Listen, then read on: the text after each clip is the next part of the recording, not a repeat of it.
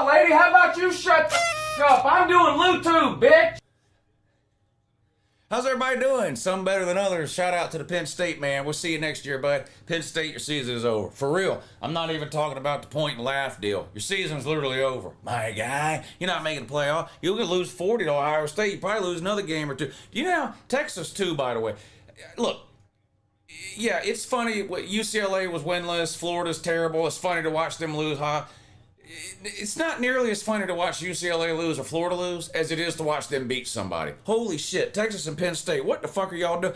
Arch Manning is absolute dog shit. I'm sorry. If you told me, Lou, you had to have either Arch Manning or Drew Aller as your quarterback, I'd become a basketball fan. That's what I would do. I don't want either. They're trash cans.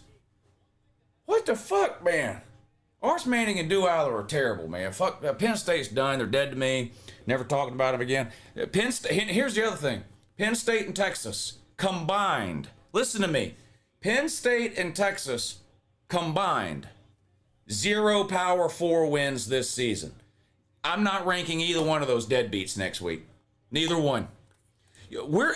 Next week is week 7. Next week is week 7. Texas and Penn State combined have 0 Power 4 wins. I'm not ranking somebody who... How are we halfway through the season? You don't have 1 Power 4 win. I don't want to hear shit, oh, well, they would beat this team or that team or favored, and I don't give a fuck. They were both favored today. Don't tell me they'd be favored. They lost. Texas and Penn State combined have 0 Power 4 wins. Fuck them. Fuck them. Fuck them. I'm not ranking either one of them. I didn't even have Texas in my top 15. I did have Penn State in my top 15. I had Penn State at 14.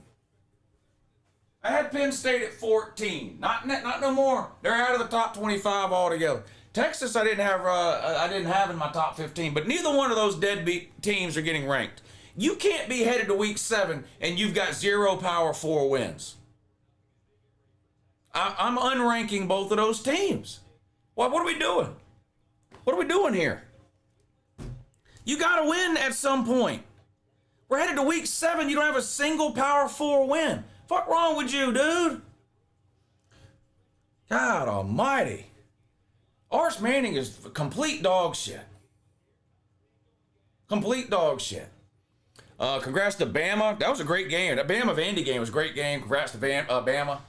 They hang on, get the win against Vabdu, which is a big deal for Bama, because normally they lose to Vandy with Kalen DeBoer. In fact, they've lost to Vandy every single year DeBoer's been there until this year. So that's a big win for Bama. Huge win for Bama. This is a bigger win for Bama than last week. This is a much bigger win for Bama than last week, because they normally get handled by Vandy, but Bama took care of business today. So shout out to them for that. I guess I don't know. I don't know. Anyway, we got some great games tonight. Of course, Florida State and Miami is the big one. It feels like the 90s, don't it? Feels like the 90s again. Florida State and Miami are both semi-relevant in the world of college football. I'll take it. It's been a long time. We've been waiting a long time, at least I have, for this game to matter or mean something again. It's about time it does, too. And also, in addition, so that'll be a good one. Texas Tech and Houston underway over here. It's already started. It came on a few minutes ago, 10.5 minutes to go in the first quarter. No score, Texas Tech and Houston. Mississippi State and Vandy. We'll check that out later, too, I guess. I don't know. We just keep an eye on all the primetime games, hang out, watch some college football, talk some college football, too, and everything like that. It looked like Notre Dame beat Boise State today, so shout out to Rudy. They're excited about that. They love their power. They love their group of 5 wins there at Notre Dame. So that's amazing. Wear the green uniforms today for no reason so they can beat Boise State at home. That's unbelievable. Unbelievable, Notre Dame. What are you doing? What are you doing? You broke out the green uniforms for fucking Boise State. Congratulations. You're South Florida, basically, at this point. Yeah. Red hot.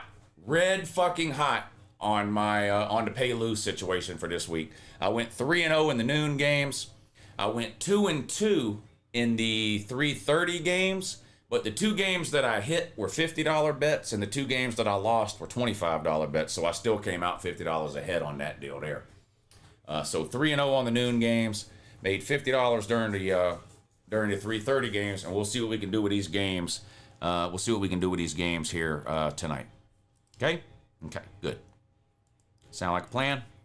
I'll get to reading the comments here in a second. I gotta do what I normally do, which is I don't even know what I'm doing anymore half the time. To be honest with you. Texas Tech -12. I already got that. That's good. What are you doing? What are you doing? I don't know.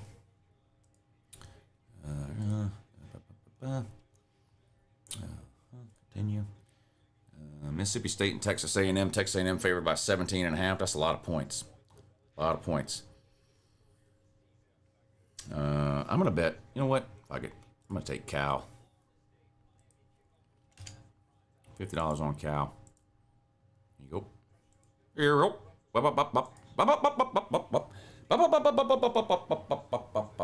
What's the payout situation on Sleeper? How often can you cash out? That sounds like a great question to ask Sleeper.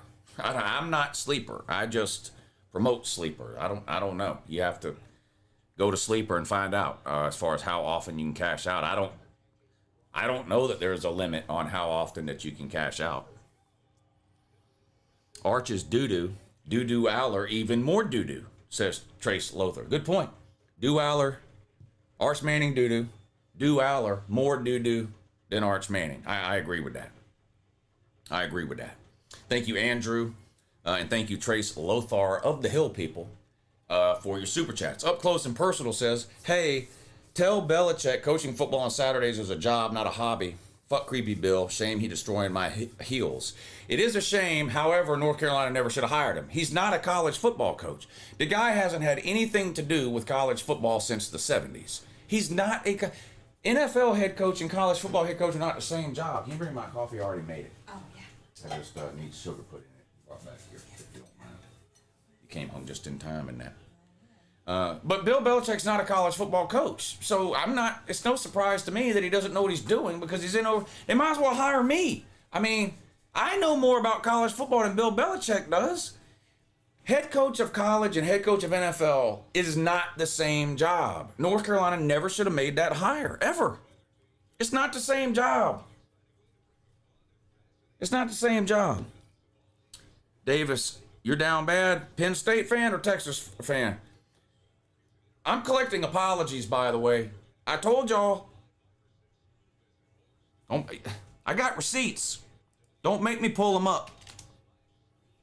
I've got receipts. Don't make me pull them up. I picked Florida plus the points this week. Y'all called me a lot of rude names.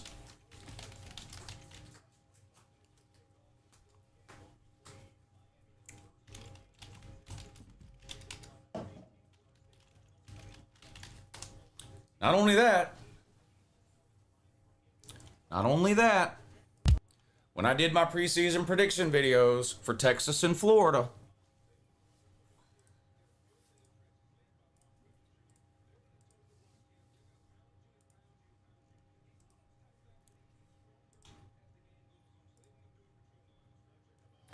I picked Florida to beat Texas. Don't make me scroll through the comments of this video and call you out by name.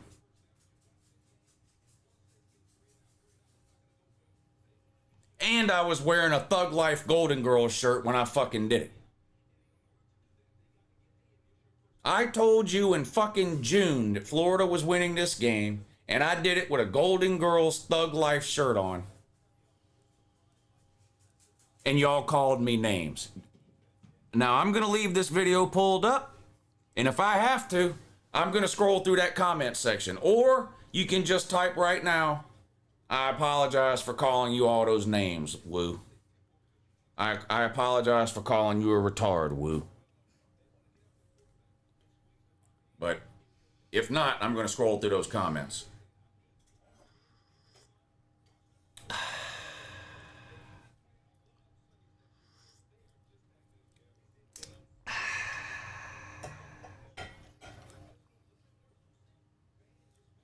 I thought Ty Simpson looked okay today. I thought he played better last week than he did today. I mean, he wasn't bad by any stretch. But I thought last week, I thought he played about as well as he can possibly play.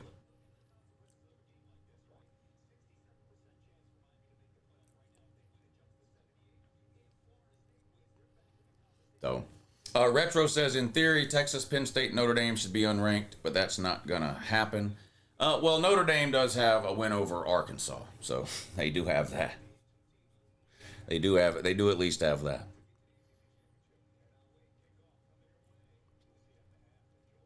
And Boise State's a decent team. I mean, they're a group of 5, but they're a decent team. Vandy actually has a defense, says Corey McAdams. Now, I will say this, because y'all weren't on the Patreon stream, not all of y'all. I had Vandy plus 10.5. That was the winning bet. That was the right side to be on. Jam Miller is dead to me. Jam Miller can kiss my fucking ass. First of all, he's not very good. That's number one. Jam Miller's not very, very good. Justice Haynes, on a different planet than Jam Miller. Jam Miller's pretty average. He's pretty dog shit. Okay? I had Vandy plus 10.5. Vandy was losing by 9. Bama had the ball with 30 seconds to go, and that dumbass, Jam Miller, scored a touchdown instead of sliding at the 5-yard line and ending the game like he was supposed to. You see players all the time that could score at the end of a game when they're already winning, and they just fall down so that the game can be over. Not Jam Miller. He's a fucking moron. And he scores at the end of the game, which cost me a pay-lose situation. That's why I went 2-2 on the 3:30 games instead of 3-1. So Jam Miller's a fucking idiot, and he's dead to me. Jam Miller pretty good? Yeah, right. Jam Miller's dog shit, dude. He's not any good. Fuck Jam Miller. Fuck him. You're on a breakaway run with 20 seconds to go in the game. You're up 9. Slide at the 5-yard line, dumbass. You got to go in and score a touchdown to make yourself feel better. Why? Because it was a revenge game against Vandy? That's fucking sad. That's fucking sad. Cost me my money. Vandy plus 10.5 was the right side of that bet all game long. And Jam Miller ruined it because he's a moron.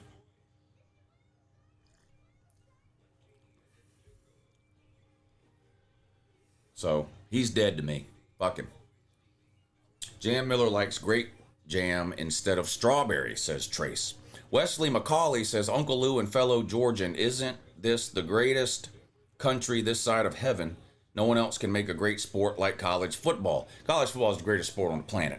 You're not going to get any debate out of anybody here on that. That's for sure. Also, be sure to check out Ryan Silverfield's Memphis Tigers, still undefeated. Have a good night. And that Memphis is terrible. Fuck Memphis.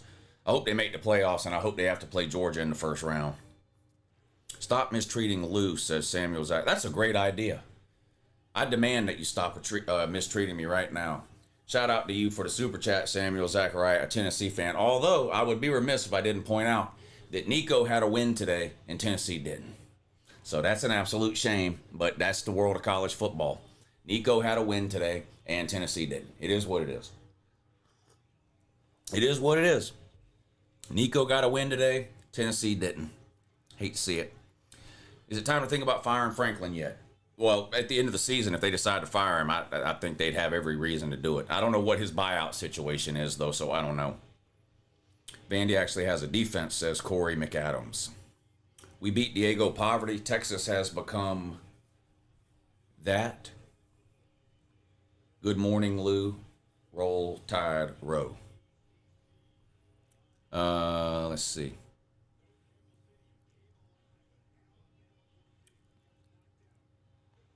Kyle. Whoa, Kyle. Thank you, buddy. Very generous of you, my man. He says, Miami's about to drop down a fucking notch on the weird back list. I can't stand Miami. I'm old enough to remember those wars from the 90s. Fuck the U and go Noles. Get ready for some big hits. In this one, let's fucking go. Look, I talk a lot of shit about Florida State and Miami because their fans, generally speaking, are aggravating as fuck. But I was saying earlier, this does take me back to the 90s. Florida State and Miami, a big game. Look, for a long time, this was the best game of the year every year. It was the biggest game of the year every year. There was no playoffs. There was no 4-team or 12-team playoff. And for a lot of years in the 90s, The winner of this game went on to play for the Natty, and the loser didn't. For a lot, this was a huge. If you're in your 20s, you have no idea what the Florida State Miami game used to be, and I don't know if we're back to that, but it feels like that type of game today, and it's the first time this game has felt that way to me in a long time. So I am excited to watch this game as a college football fan. I'm not gonna lie, I'm extremely excited to watch this game. So Kyle, good luck to your Noles, buddy. I did pick Miami, but I've been wrong before. Back in 2019, I picked Georgia to beat South Carolina, and they didn't. Jake Fromm had 4 turnovers, and Hot Rod couldn't make field goals, and a top 5 Georgia team lost to an unranked South Carolina team. So I have been wrong before. Johnny Bootlegger says, UJ has to rely on their offense to win a championship. That scares me. I don't understand. People are talking about how good Vandy's defense is and how bad Georgia's defense is, and Georgia gave up less points to Bama than Vandy did, so someone's going to have to explain that to me. I don't think Georgia's defense is top 5 or anything like that, but it's a little weird, some of the things that are being said and some of the comparisons that are being made. OU's going to get an L in Dallas? Yes. Now, if Mateer doesn't play, we'll see. But if Mateer plays, I don't think Texas has any chance at all.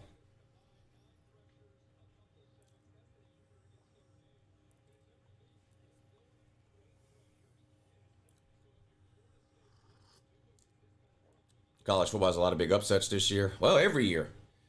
I mean, we get these games every year. The thing is, you never know when they're coming or which teams they're going to happen to. But we see this types of weird shit every year. F.O. Pickums, Lou, Jam is him, RTR. No, Jam's dog shit. He's dead to me. Jam Miller's dead to me.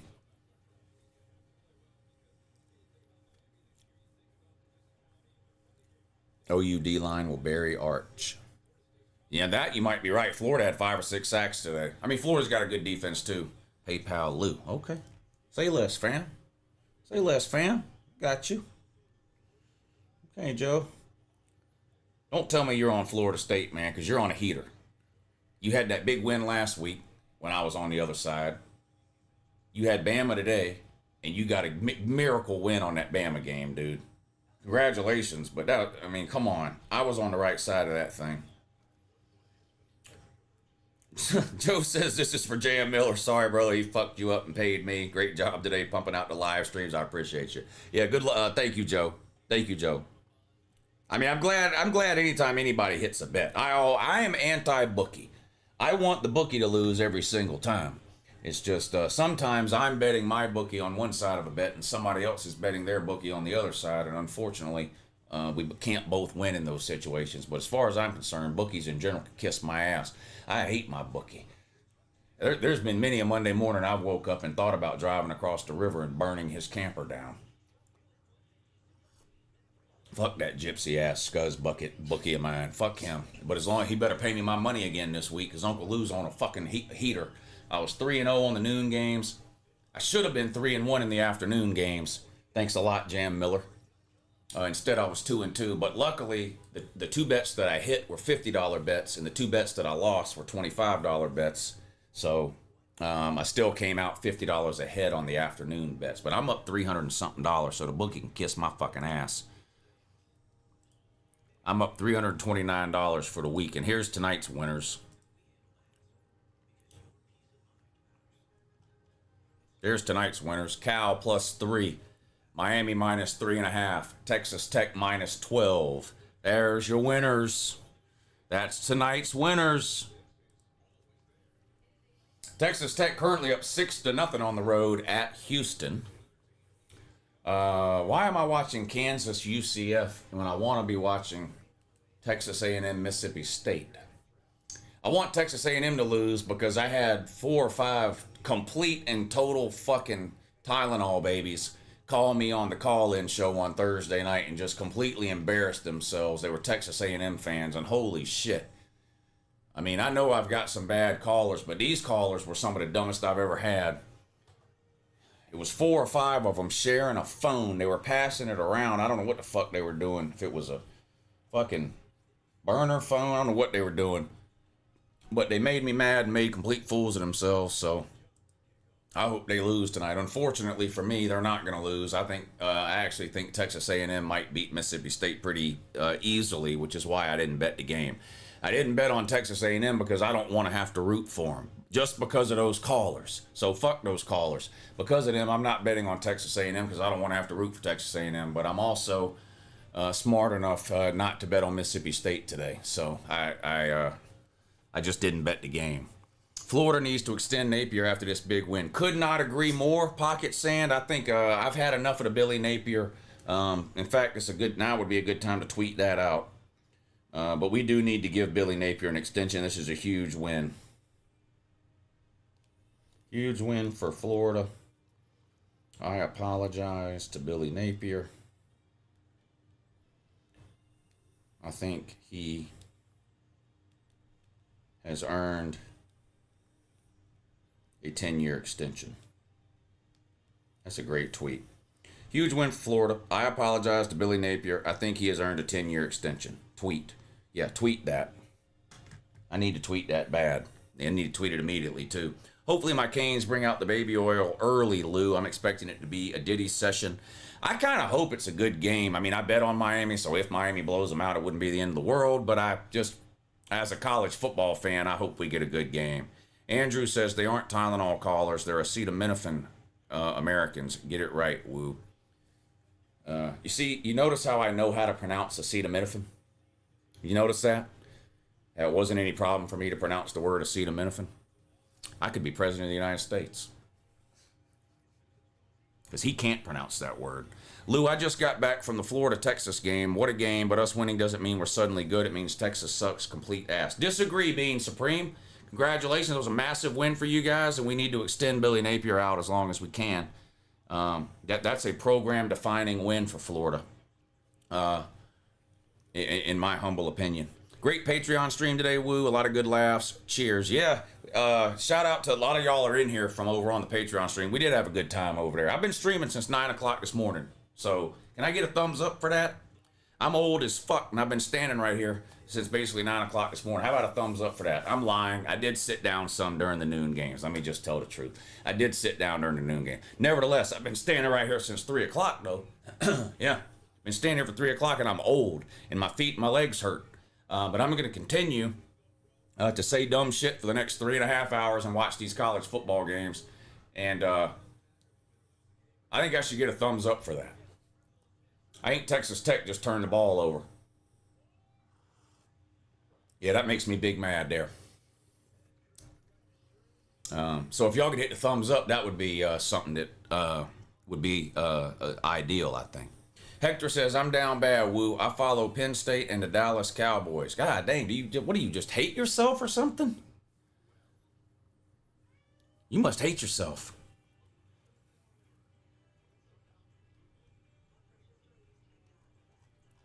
I guess it could be worse. We could have lost to Nico. Dang. Penn State's in a rough way. Shout out to Nico. He got a win today and Tennessee didn't. Man, the Vols are down bad today.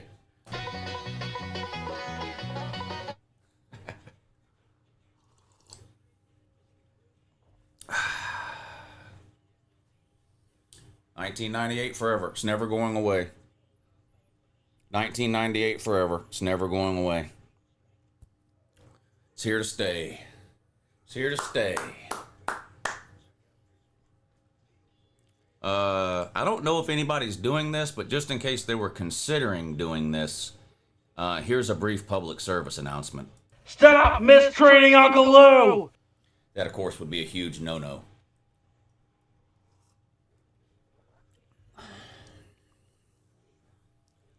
Who's more dead, Texas or Penn State? I'd have to go with Penn State. I think that's an even worse loss somehow than losing to Florida. I don't know. What do y'all think's more embarrassing? Losing to UCLA or losing to Florida? They're both two of the most embarrassing things I can think of. But I probably am going to go with Penn State losing as being more embarrassing.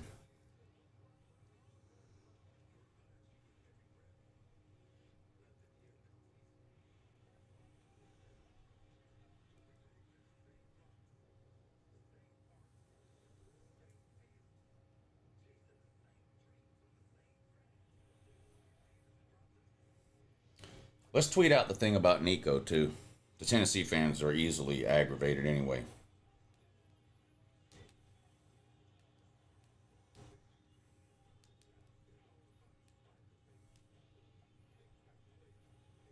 Nico got a win today and Tennessee didn't. Dang. Hashtag 1998. Tweet that. There you go. Tweet that. Yeah. I'm a support of you now. Oh, yeah?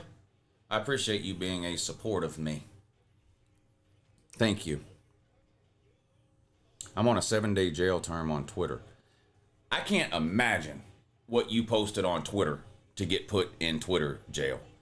I can't imagine. Because some of the shit I see on Twitter, which is, of course, 100% of the time anonymous accounts, but some of the shit I see on Twitter that they allow on there, I don't know what you could have possibly... You must have...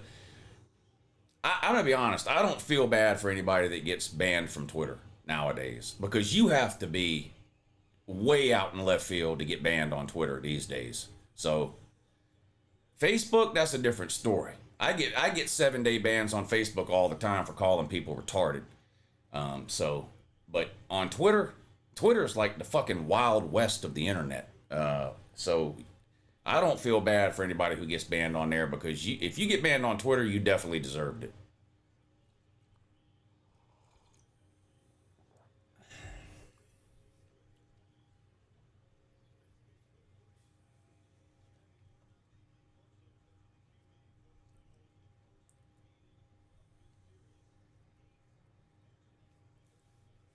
Twitter is, by a long shot, the worst subsection of humanity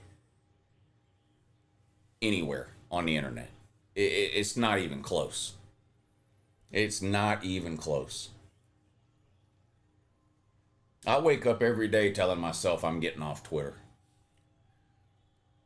But I mean, I don't know. I guess I hate myself, or I'm retarded, or whatever the case. I'm still on there.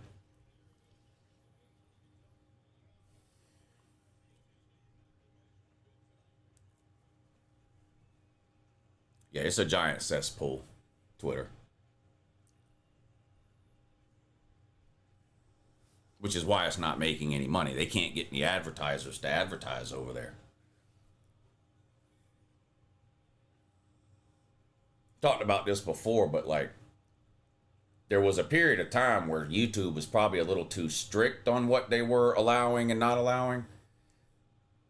But the problem is, the advertisers are really the ones that kind of pull the strings. I mean, when you're YouTube and you get 100 of your top advertisers come to you and say, if you don't do something about this, we're pulling all our advertising. I mean, that becomes the problem with these companies. They have to choose. Now, Elon Musk is a billionaire. He's, $500 billion he's worth now. The first ever 500 billionaire, or whatever he is now. He doesn't have to worry about it. He can, he runs Twitter. Twitter can bleed money. It's a pet project for him. He doesn't care. But, most social media companies are in it to make a profit. And if the advertisers pull out, you can't make a profit. So they end up giving in to what the advertisers tell them can or can't be on there. Pavia was lost in the second half. Yeah, he didn't play good in the second half at all. Pavia didn't. That said, though, Vandy had their chance when they were, Vandy, was it right at the end of the third quarter, I think? They were down 20-14. They get down there on like the 25-yard line or something, and he threw that interception down there. They had their chance to take a 1-point lead there, and he kind of blew it.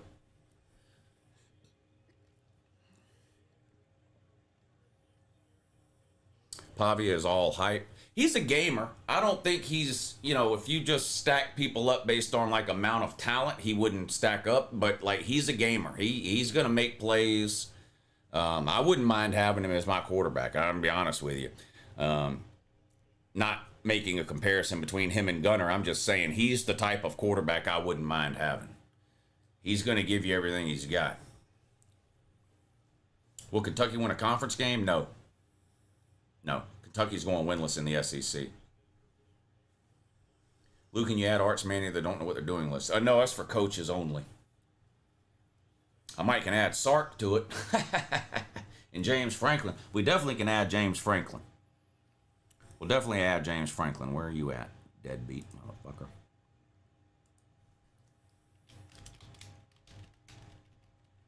There you go. Added James Franklin. Added James Franklin for sure.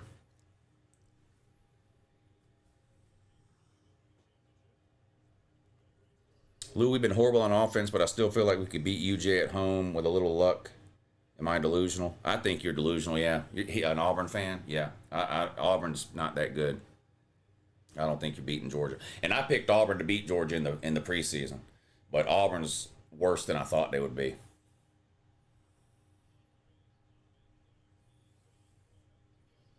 You can't throw the ball is your problem there. I don't think you're going to... A team that can throw the ball, I think, has a good chance putting up some points against Georgia. That ain't Auburn. I don't think Auburn can throw the ball well enough to beat Georgia.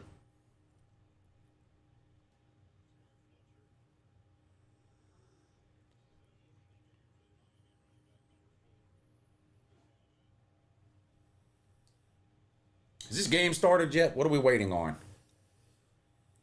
Let me fix the scoreboard, make sure it's good.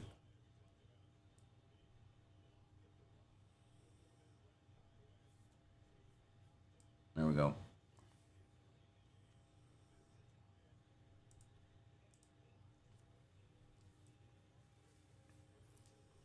Pavia would destroy UGA. Here we are with the hypothetical matchups again.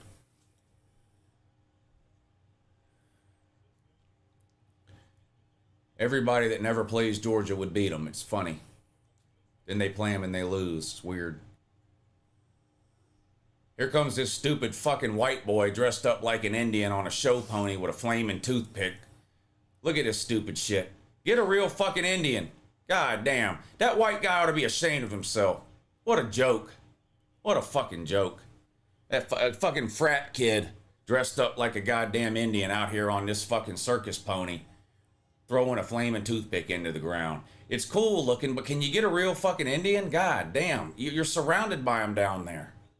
Just get one. That's bad.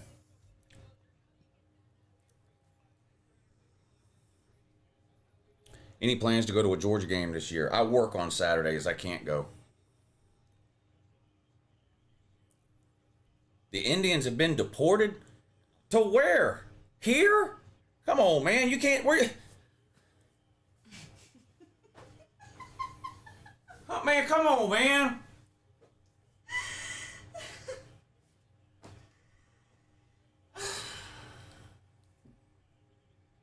If anything, we'd get deported back to Europe. Come on, man. Miami loses, Lou. They could. I think it's going to be a good game. I think it's going to be a good game. I'm only picking Miami because the Florida State fans get on my fucking nerves. That's the only reason I picked Miami. Normally, I would take the home team in this spot. Normally, I would take Florida State in this spot. But Florida State fans are getting on my fucking nerves, so I picked Miami. Miami's going to be kicking off here. This punter weighs 280 pounds, or this kicker from Miami weighs 280 pounds. That's something to see there.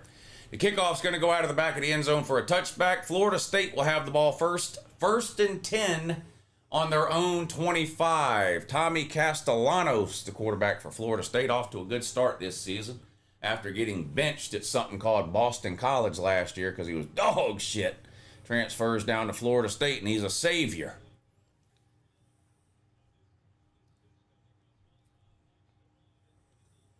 All right, here we go. Underway in Tallahassee. Florida State versus Miami. Feels like the 90s again. Too bad Florida State fucked it all up by losing last week to Virginia, but it's still a pretty decent matchup here. Number 18 versus number 3. First and 10, Florida State on their own 25. Castellanos in a shotgun, waiting on the snap. There it is. Hands it off on a little draw up the gut.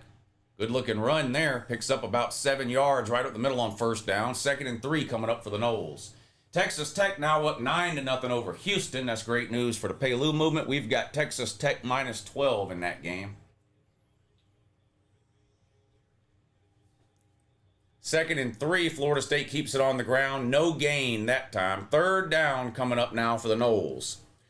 Sports expert, thank you for the super chat, buddy. He says, Sunbelt Billy the second coming of Saban when his seat is scorching hot. Hashtag extend him. Yeah, I think I'm impressed with Billy Napier. I think I was probably wrong about him. This was a great win, program-defining win today for Florida. And honestly, I feel like Napier's has earned a 10-year extension. I mean, let's not forget their schedule is hard. And if you don't believe me, just ask one of the Florida fans. They'll tell you, uh-oh, big play, Florida State wide open on a little swing route out of the backfield, a little wheel route, and nobody picked him up. Look, running back comes right out of the backfield. There's nobody there. Look at that. Busted coverage by Miami, and Florida State's in business inside the 40, 1st and 10 on the 38. Nice play by Florida State there. Mike Lucas says, how about them Deeks? 3-2 should be 4-1 if the nerds didn't pay off the refs. Normally, I would tell you to quit about the refs or whatever, but that was a horrifically bad blown call that cost Wake Forest there. No doubt about it. 1st and 10 FSU. Castellanos under pressure takes off. Big hole up the gut. Inside the 25 to the 23. Another big gain by Florida State. They're on a roll here to start this one. Miami might lose this game big. You make that determination after 4 plays, huh? You must ain't never watched football, man. Come on. Y'all do this every time. Every single game I've ever streamed, whoever scores first, a bunch of people show up and go, well, that's it, game over.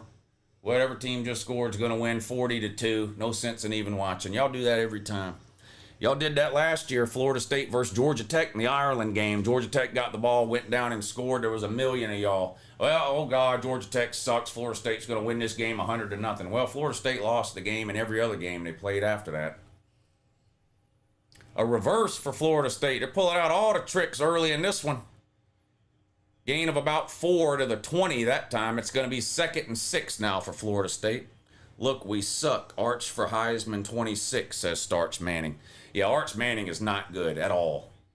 It's not even that he's not great or not as good as people hyped him up to be. He's just not even regular good at all. He looks nervous, lost, confused. He's not confident in himself. I was talking about it during the Patreon stream. Some people have enough talent to get to a certain spot, but they don't have like the drive or the motivation. Like, he just seems like he doesn't care. You see him on the sideline, he kind of just like, oh, well, let's do another interception and we're getting beat by a dog shit Florida team. I mean, I'm still a Manning and I'm still a millionaire. So, I mean, whatever it is, what it, I don't know. The Manning thing, not working out. I don't think. Greg, thank you for the super chat. Keep it's a weird spot to be as a Gator fan. On one hand, you don't want to cheer for your team to lose, but if they don't lose enough games, the administration will give them a little more time. I hope they give them a lot of more time. I'm not going to lie, Greg. This was a good win for Florida at home against Texas, but there's nothing Billy Napier can do this year that makes me think he's a good coach. I'm just going to be honest with you. Y'all could run the table and finish 9-3, and it wouldn't change my mind about Billy Napier. Now, that's not going to happen. You're not going to run the table. And you're not going to go 9-3. But there's nothing Napier can do to change my mind at this point. He's just not a good coach. Goose Malzahn to Penn State. That's interesting, actually. I don't know if you're trolling or not, but that's interesting. Gus Malzahn to Penn State. 2nd and 6 for Florida at the 20. Florida State, sorry. They hand it off. Close to another first down. Going to be about a yard short. 3rd and 1. Just inside the 15. A great drive here to start the game for Florida State. They took the opening kickoff and they've marched it down the field here. Had one big chunk play to a pass to a running back. Toss sweep here on 3rd and 1, and they pick up the first down out of bounds at the 9. Looks like a 1st and goal for Florida State. They could have finally some semblance of offense with Gus. They're probably going to overcorrect. If they do fire, I don't know what Franklin's buyout is either. So it could be that they can't fire him. I don't know. First thing you got to look at when you talk about firing a coach is what's the buyout, because there's nobody paying no $40 or $50 million buyout. Not now. When you got to pay the players $21 million a year, it's just not happening. Florida State 1st and goal from the 9, picks up a couple of yards to the 6 or 7 yard line. 2nd and goal coming up for FSU.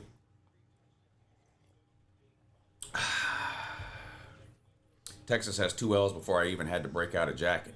We're heading into week 7, y'all, next week. And Texas and Penn State combined have 0 Power 4 wins. So they shouldn't be ranked in any ranking at all next week. They will be because the AP and them are fucking retarded. But you can't be in week 7 of a football season, have 0 Power 4 wins and expect to be ranked. Incomplete pass into the corner of the end zone on 2nd and goal. That's going to make it 3rd and goal, Florida State. You got FSU plus 2.5. I got Miami minus 3.5, I think. Lou took Vandy into points. What a moron. I'm way up this week, moron. And I was on the right side of that bet. That was a fluke play at the end of that game. Jam Miller's supposed to slide at the 5-yard line. The coaches will tell you not to score there. But I was on the right side of that bet. But you can't win them all. Manning, way overrated recruit. Yes, everyone was wrong in the offseason. Yeah, he's terrible. He's absolutely terrible. At Lou. Fire Luke. Luke who? Fickle? Yeah, he's not working either. Now that might can happen. He's been there 3 years now. His buyout's probably affordable. He's probably got an affordable buyout. I don't know that. I'd have to look it up. But if he's got an affordable buyout, then Luke Fickle could find himself out of a job. If that's who you're talking about when you say Luke. 23-yard field goal attempt coming up for the Florida State man right in the center of the field. Snap, hold, kick is good. And Florida State opens up with a scoring drive here to start the game. They're on top 3-0 over Miami. 10:02 to go in the first quarter. Where's Sven? State looking good. He'll be in here. He was on the Patreon stream, so he'll be in here. But yeah, no score, Texas A&M, Mississippi State. But Mississippi State's got the ball. 2nd and goal on the 2. See if they can punch it in here. Direct snap to the running back, and they get down inside the 1, but short of the goal line. It's going to be 3rd and goal from about the 6-inch line. To the root. Where you been? Oh, yeah, come check on everybody. Yeah, come check. Yeah, say hi. Kept Right? myself hidden while that other girl was here. Yeah, to come hi and say what's going on there, everybody. They were saying, where's Monk? I said, she'll be in here in a little bit. She'll be in here in a little bit. You want to sit in the chair? Yeah, you sit in my chair, Monk. And the chirp? You can have your own chair over there. Yeah, you can get your own chair over there, too. Yeah, you gotta get your own chair, too. Hello? Hello? Like that? Is that what you mean? Penn State is back to being Penn State. Actually, that's not even back to being Penn State was back last week when they lost to a top 10 team. I don't know what Penn State this is that loses to winless teams. We haven't seen that Penn State. 3rd and goal coming up now for Mississippi State. Mississippi State. Backed up on the 5, though. Rolls left. Throws out of the back of the end zone, side of the end zone, incomplete. 4th and goal. And it looks like the Cowbells will be settling for a field goal here. Cats are better pets than dogs. I like cats and dogs. We have one of each. I will say this. If you like to travel, cats are a lot easier to manage when you're out of town. Like, you can leave a cat at home for, 3, 4, 5 days. They don't give a fuck. They don't even know you're gone. Cats don't like you anyway. I mean, Monk likes me a little, but, like, she doesn't give a fuck about me. Cats don't... If you've never had a cat, if you're a dog person and you've never had a cat, they're totally different. You know how when you come home, the dog runs to the door and misses you, jumps up on you and all that? You come home, you could be gone for a week. You come home, you gotta look for that fucking cat. They don't give a fuck that you were gone, and they don't care that you came back. Cats act like it's their house and you're the pet. Like, the cats don't give a shit. They just don't. But they can take care of themselves. So, like, you can't go out of town even for a couple of days and leave a dog at home by themselves. Because they got to be fed and you got to have water and they got to go outside and, like, you can't do that. You got to have somebody come check on them or you got to board them or whatever. But you can leave a cat at home for 4 or 5 days and they won't even know you're gone, nor will they care. They only, dogs will eat all the food in their bowl. It doesn't matter how much is in there. They're going to eat it all right away. With a cat, they only eat till they're full and they walk away. And they'll come back and eat again the next day. Same thing with the water and all that. And of course, the litter box and all that. So they can take care of themselves. Whereas a dog, they're totally dependent on you. But yeah, cats don't care about you or me. They don't. Cats are the most stuck-up animal you've ever seen. They're bitches. Aren't you? That's okay. I still love you. You're a sweet baby, too, even though I know you don't care about me, I too. still love I know you don't care about me, too. I know you don't. I'm talking about you. Fire Bill Belichick, go Clemson. Yeah, you can't do that. Doesn't he have a 10-year, $10 million contract? Can you put the Colorado game on the scoreboard? No. No, because I can't pick and choose. And if I put the Colorado game on there, then these games are going to go away. So, no, I can't.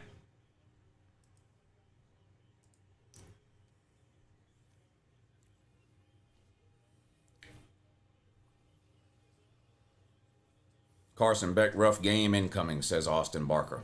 What's up with teams not sweating their school colors like Texas A&M wearing all black? Imagine Bama deciding to wear green for a game.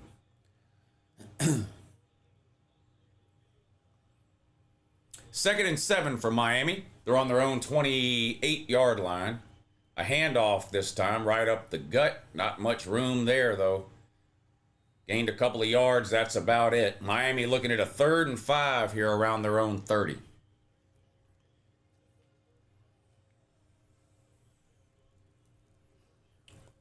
As of right now, who will be in the SEC championship game? If I had to pick right now, Bama's 2 games ahead of Georgia because they have the tiebreaker. So I'd go with Bama and Ole Miss if I had to pick right now. My second choice would be a Bama versus Georgia rematch. My third choice, if things go sideways, would be something weird like Tennessee and Ole Miss, maybe.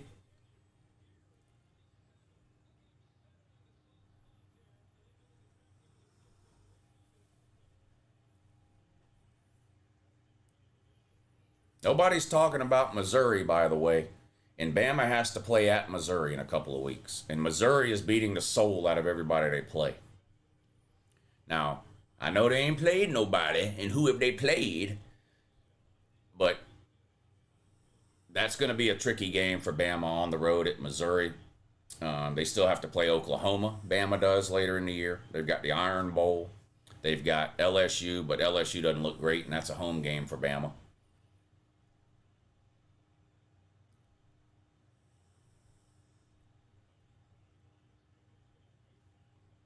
Second and 8 for Miami. Play action pass. Beck in the pocket. Goes deep.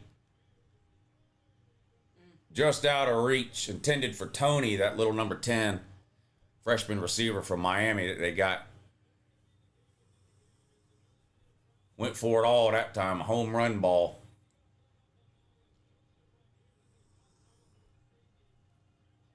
Just out of reach.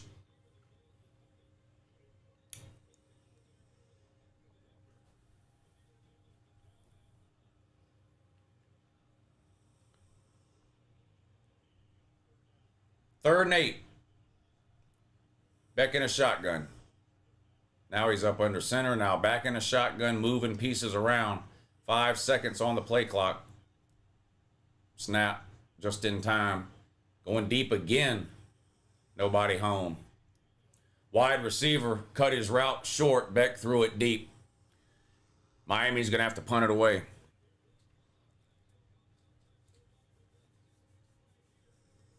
Did you know that Tide owns dogs 1 and 8?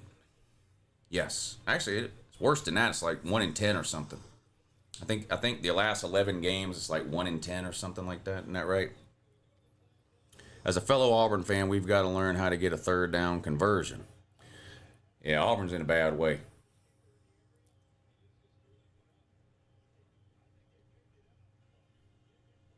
I don't really like Missouri, but I don't understand why all the rest of the fans of the SEC say they don't have a good home field advantage. They don't. They don't. 12,000 people at those games.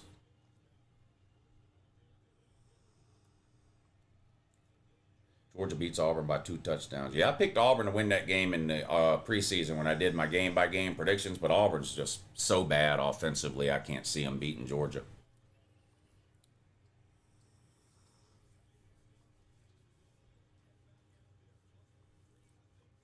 Ohio State and LSU in national championship. What? Have you been in a coma for the last few weeks, bud?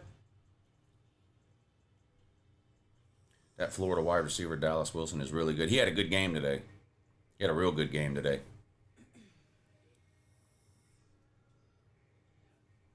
Mississippi State is a dangerous team. Yeah, they're up 3-0 on the road at Texas A&M. A little surprising there. Which is great. I want Texas A&M to lose because of those retards that called in on Thursday to the call-in show. Made me mad in that. 15-3, Texas Tech over Houston. Bottom of the 3rd inning. Minnesota is winning because they scored first, and FSU fan told me so. Minnesota's beating Ohio State? Yeah, Minnesota's beating Ohio State. Alert the authorities. Alert the authorities on that. I got to give some Ohio State fans credit. Earlier today, there was several Ohio State fans that were telling me to take Minnesota plus the points in that game. And I didn't. I didn't bet it either way. I didn't bet that game at all. But there was some Ohio State fans who thought this might be a little tricky for Ohio State.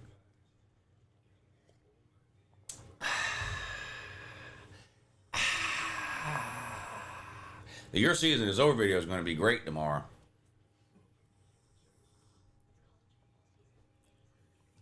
What team would you take out or add to the SEC? None. I don't like conference expansion and realignment and moving around. So my answer would be, if it's up to me, none.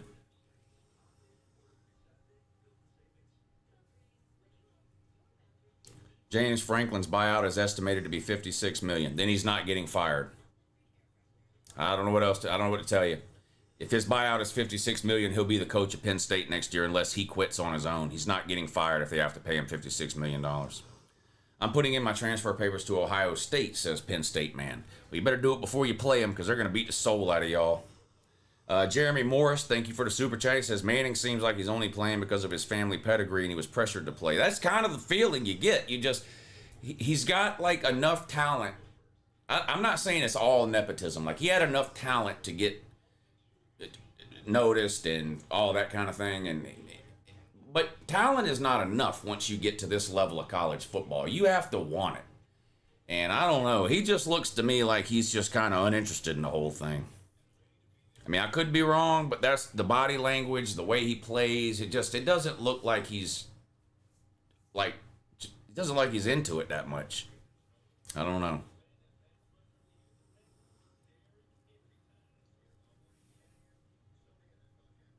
I got Mississippi State plus 17.5, Miami minus 2.5 in a teaser with Bama, and then over 54.5 in Miami and FSU. What kind of a teaser gave you Miami minus 2.5? Usually you get to move the line 6 points on a teaser, and the line was 3.5. You did a teaser where you only moved the line 1 point?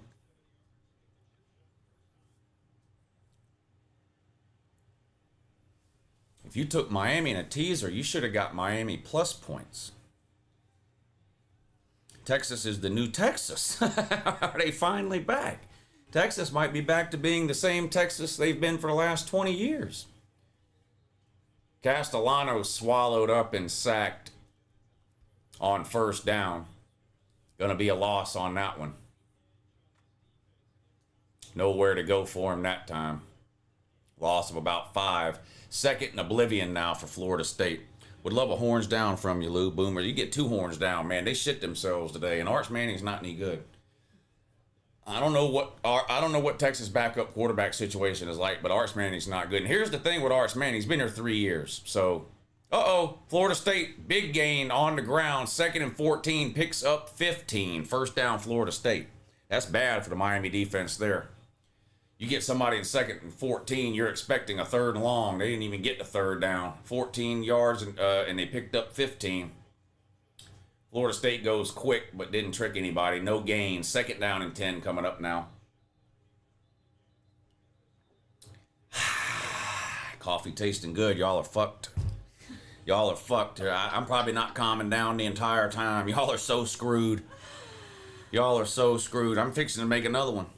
So y'all are, this isn't changing. It's going to be this for the next 3 hours. So I don't know what to tell you on that. I was pulling for Manny to do well until he pulled that shit against Sam Houston State. Yeah, he deserves to lose for running his fat mouth against Sam Houston State. I mean, Texas comes out and looks like complete shit for the first 3 games. Then they blow out Sam Houston State, one of the worst teams on the planet, by the way. They're like 0-5. And he's talking shit to Sam Houston State players after he scores a 4-yard touchdown. Give me a break, my guy. You've looked like complete dog shit for the majority of the season, and you're running your mouth against Sam Houston State? What are you doing? Like, that was terrible. I agree with that sentiment there, Hog Man. Zach Belinsky, thank you for the super chat. He says, it seems likely the bar has been set too high for Arch. He probably would have been better off at a smaller school, sort of like Josh Allen type scenario. Maybe, but again, it's not like he got to Texas and was asked to play right away. He's been there 3 fucking years. He got multiple starts last year when Quinn Ewers was hurt. He's played in big, huge games. He's played in SEC championships game. He played against Georgia last year in Austin. And he gets on the field this year as a starter. It looks like he's never seen a fucking football. I mean, the guy, I don't know, man. If I'm Sarkisian, I don't know what kind of deal they have with him. I know they're paying him a lot of money. I'd sit his ass on the bench. He's not any good. He's not any good. And it's not a Bryce Underwear situation, the quarterback at Michigan, where you go, well, he's a true freshman. You know, of course he's going to have some growing pain. The guy been there 3 years. Guy been there 3 years.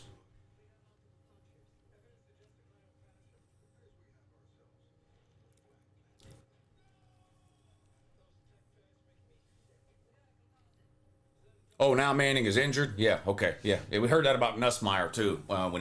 Look, these quarterbacks come out, they play every snap of every game. They're dog shit. And then the fans of that team go, oh, well he was injured. If he's injured, what the fuck is he doing playing against Sam Houston State? Stop it. He's not injured. He's just not any good. Just like Nussmeier at LSU. Nussmeier's not injured. If Nussmeier was injured, he wouldn't have played against Louisiana A&M School of Farming or whatever the fuck it was, when they had to play Ole Miss the following week. These people aren't injured. They're just not good. Come on, man. Come on.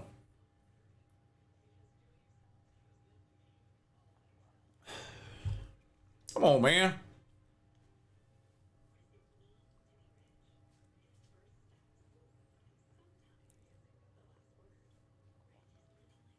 Yeah, Dual are terrible.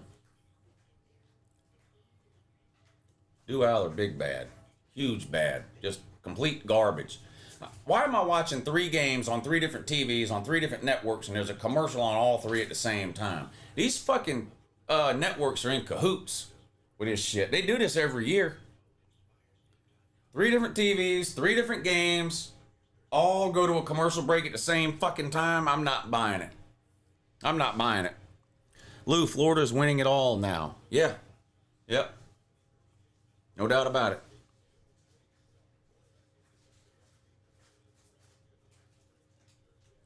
Can you,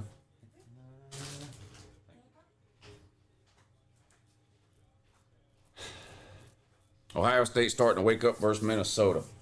Yep, they are. They finally took the lead against the Canoes or the Road of Boats or whatever the PJ Fleck's always talking about.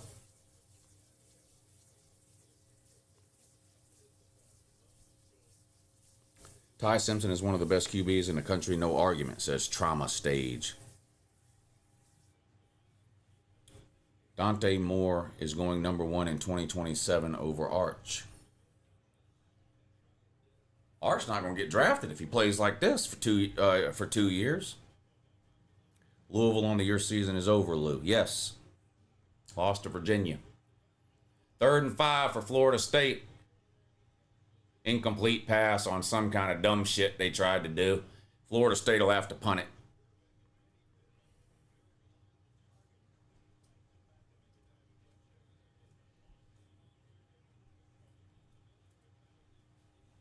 Big Bird, what are you gonna do? Bird, you see what's going on? Huh? Seeing what's going on with everything? Watching any football? Huh? We've been watching any football games, ain't we? You know what we're doing, Berg. 4th and 5, Florida State punts it away. Miami's going to field the ball at their own 22, fair catch. 1st and 10, Miami at the 22. They're down 3-0. Florida State kicked the field goal on their first possession. And that's where we're at. 3-0 FSU up over Miami.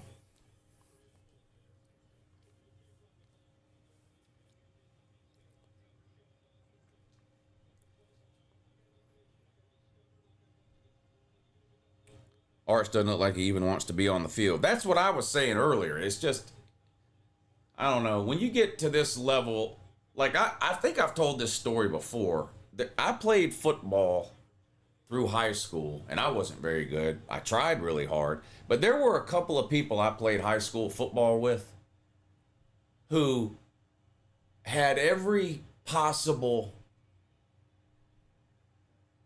advantage when it came to height, size, speed, stuff that you can't practice. And they just didn't try. These are people that could have had successful football careers, at least in the college level. But they had enough raw talent, and they were big enough and fast enough and strong enough that they never really had to try that hard. And it was a waste. It's just a waste. And I don't know. That's the impression I get with Arch Manning, that he doesn't care enough. I don't know. 1st and 10 for Miami, play action pass. Beck going deep again. Boy, Miami taking a lot of deep shots. They hit that one down in the red zone. Miami's taking a lot of deep shots early in this game. I thought Miami would line up and run it down their throat since Florida State struggled with that against Virginia, but they've been taking deep shots. Uh-oh, flag though. Holding on Florida State, so Miami will decline that. Big play by Miami. They're down in the red zone now. Just a post route and just beat the defender. Just ran right past him.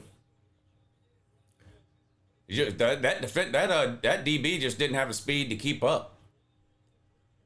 Good throw by Beck. And Miami's in business now with 4:40 to go in the first quarter. That's the 3rd or 4th deep shot Miami's taken already. They're inside the 20 of Florida State. 1st and 10 Miami. Beck in a shotgun with 2 running backs, 1 on each side. 2 wide to the bottom. Snap. Handoff. Has a hole. Inside the 15 to the 14. Gain of 5. 2nd and 5 coming up now for Miami. Arch Manning sucks, and Texas Tech is going 100-0 and winning 20 Heismans and 10 Natties. Texas Tech might be the best team in the Big 12. A lot of football left to play, and the Big 12 is going to be like a train wreck in November. Just a pile of cars everywhere with 2 and 3 losses. But Texas Tech has looked like the best team in the Big 12. They're all over Houston, 22-3. With 9:40 to go in the second quarter, which is great news for me. I've got Texas Tech minus 12 in that game. 2nd and 5 for Miami. Another handoff. Puts his foot in the ground, gets upfield, gain of about 4. It's going to be 3rd and short coming up now for the Canes. Fusion Game says OU D-line will still murder Texas QBs next week. Yes. My only question about that game is John Mateer playing? That's it. That's what I need to know. Chandler Dickey says Lou, Florida is winning it all now. Yeah, we read that dumb shit earlier. All right, we're caught up on the super chats. Kentucky and Auburn are the bottom feeders now. Yes. Probably put Arkansas in that category too. 3rd and 1, Beck under center. Handoff. Needs a yard. I don't think he got it. I think he's going to be about half a yard short. Yeah. Decision time for Miami. 4th and half a yard. Do you kick the field goal to tie it up, or do you go for it? With that offensive line, I ain't going to lie, I'd go for it. Miami's offensive line is one of the best I've seen in a long time. Miami's offensive line is almost unfair. You could probably take all 5 of them and put them on an NFL team. I'd love to have Miami's offensive line. They are going to go for it. Beck under center, I formation, old school football here. Snap, handoff, first down, Miami. Needed a yard, gained a yard and a half. It's snowing in the UNLV game. You ever played at Wyoming? Oh wow, really? It might as well be playing on the dark side of the moon. Nobody goes there. Nobody lives there. I already told you, the only people that live in Wyoming are people who were born there and can't afford to leave. And the only people that move to Wyoming are hiding from warrants in other states. There's no other reason to go there. Fucking Wyoming. I mean, it might as well be the dark side of the moon there. Jesus. Hector, thank you for the super chat. Texas Tech has West Texas oil money and Patrick Mahomes. Tech will rule the Big 12 for a long time. I don't know if anybody's going to rule the Big 12 for a long time. It's a very equal conference. First and goal, Miami throws the ball dangerously into traffic, but it's caught by the tight end down at the 5-yard line. Second and goal coming up now for Miami.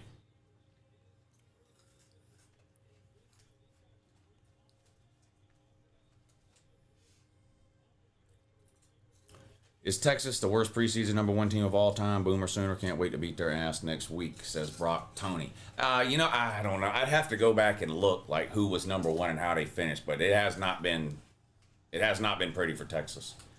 I mean, we're headed to week 7 next week. They haven't beat a single Power 4 team.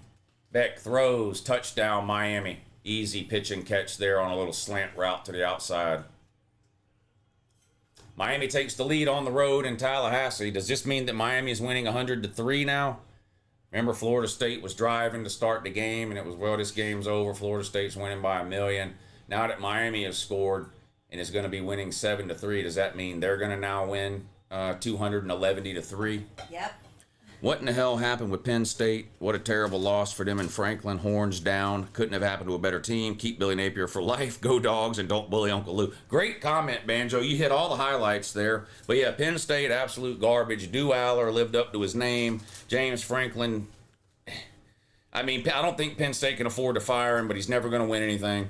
Let's see what else you got there. The horns down. Yep, duh. Couldn't have happened to a better team. Keep Billy Napier for life. Yeah, I tweeted it out earlier. This is a program-defining win for Florida and Billy Napier. I apologize. I was wrong about Napier. He's the real deal, and Florida needs to give him a 10-year extension immediately, in my opinion. Couldn't agree more. Couldn't agree more. Tennessee has to play down there. Tennessee still has to play down there. God dang. You know, Nico won today and Tennessee didn't. Tennessee's down bad, man.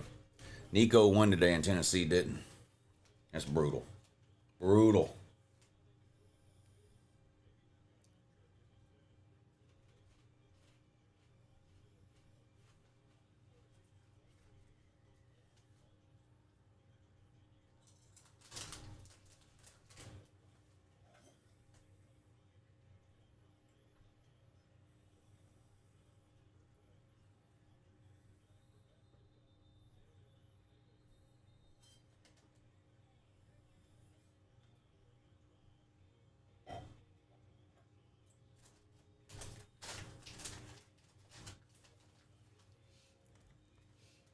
Asked you what an Aggie is?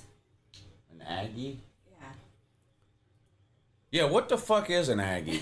I mean, I know what they are. They're fake soldiers and crew cuts and wooden guns, and it's a farming school. But, like, what technically is an Aggie? Oh, it's short for agriculture. Oh, is it? It's somebody that does agriculture. It's an agricultural school. A&M, Agricultural and Mechanical School. Oh. It's a farming school is what it is. Oh. That's why when they do their stupid male cheerleader thing, they go, farmers fight, and then the crowd yell, farmers fight. What the fuck farmers do you know that are fighting? Imagine you go to Texas A&M and there's a bunch of fucking hicks running around with pitchforks and shit talking about farmers fight. Fuck them, man. Fuck Texas A&M. I mean, the only thing farmers need to be doing is making sure I get my food in the grocery store, my groceries in the grocery. Yeah. Farmers fight. What? Farmers fight. The fuck, man. Y'all need to cut that stupid shit out. Y'all, yeah, and you know, and people volunteer for that shit.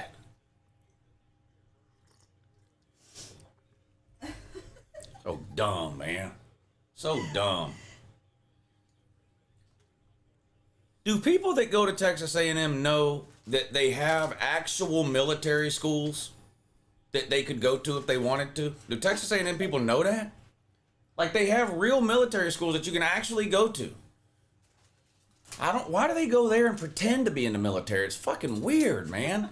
2nd and 13, Castellano scrambles back to the original line of scrimmage. That's about it. 3rd and long coming up for White Tonto. Slim Shady says, I left skid marks on garnet underwear today in honor of the beatdown coming tonight. Are any of you that dedicated? Me thinks not. What's up, Slim? Good first quarter here. How about Navy being 5-0? Yeah, an actual military school.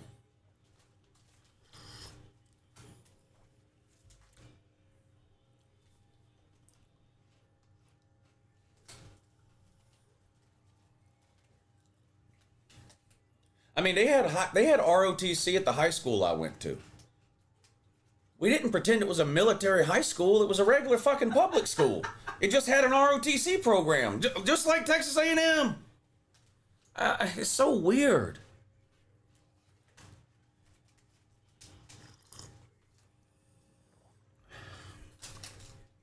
Will South Carolina lose their next 5 games? I'm going to say best case scenario for South Carolina is that they go 1-4.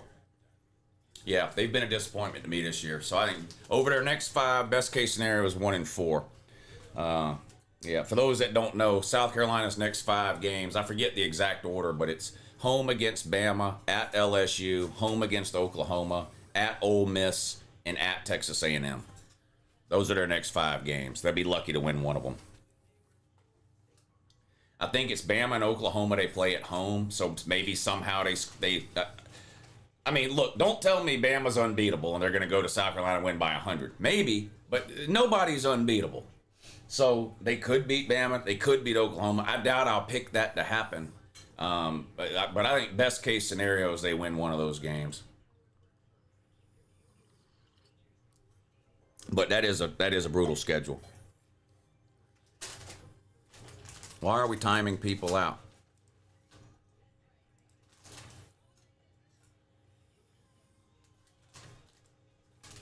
Oh, don't spam the same thing over and over again in the comments section. Somebody timed you out because you were spamming the same thing over and over again. Florida is a blue blood? What? Man, don't get me started on that, please. Don't get me started on the blue blood thing. But no, Florida's not a blue blood.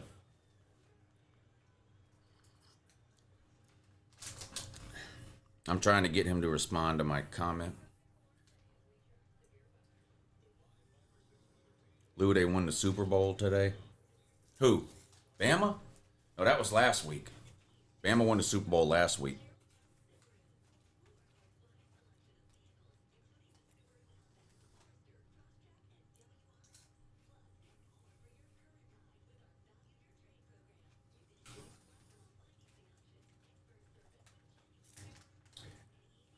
The Houston Cougars are out here looking like the Houston Oilers from back. Y'all remember the Houston Oilers? The Texas Tech Houston game tonight? Houston's got these baby blue uniforms on. They look like the old school Houston Oilers.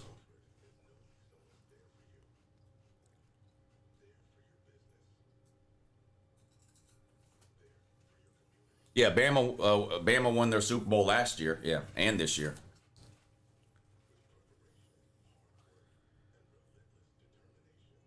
Take a look at ESPN. There's one of your losses. What does that mean? Fighting Earl Campbell's. Yeah, shout out Earl Campbell. Hey, y'all make sure y'all hit the thumbs up if you hadn't already. It's free. It takes no effort or whatever, but it's a big help to me. So if y'all are enjoying these football games, enjoying hanging out, talking college football, do me a favor and hit the thumbs up. If you're not subscribed, I don't know what's wrong. If you're not subscribed, if for some reason you're new to the channel, we have a good time around here. I do this year round, stream every weekend, call in shows every Tuesday and Thursday night. Make sure you're subbed up if you're new. UF is a blue blood because they are a dead program, says number one fan of the U. I was going to spam the super chat, but I'm broke, says Rustin Key. Well, should have took my betting advice this week.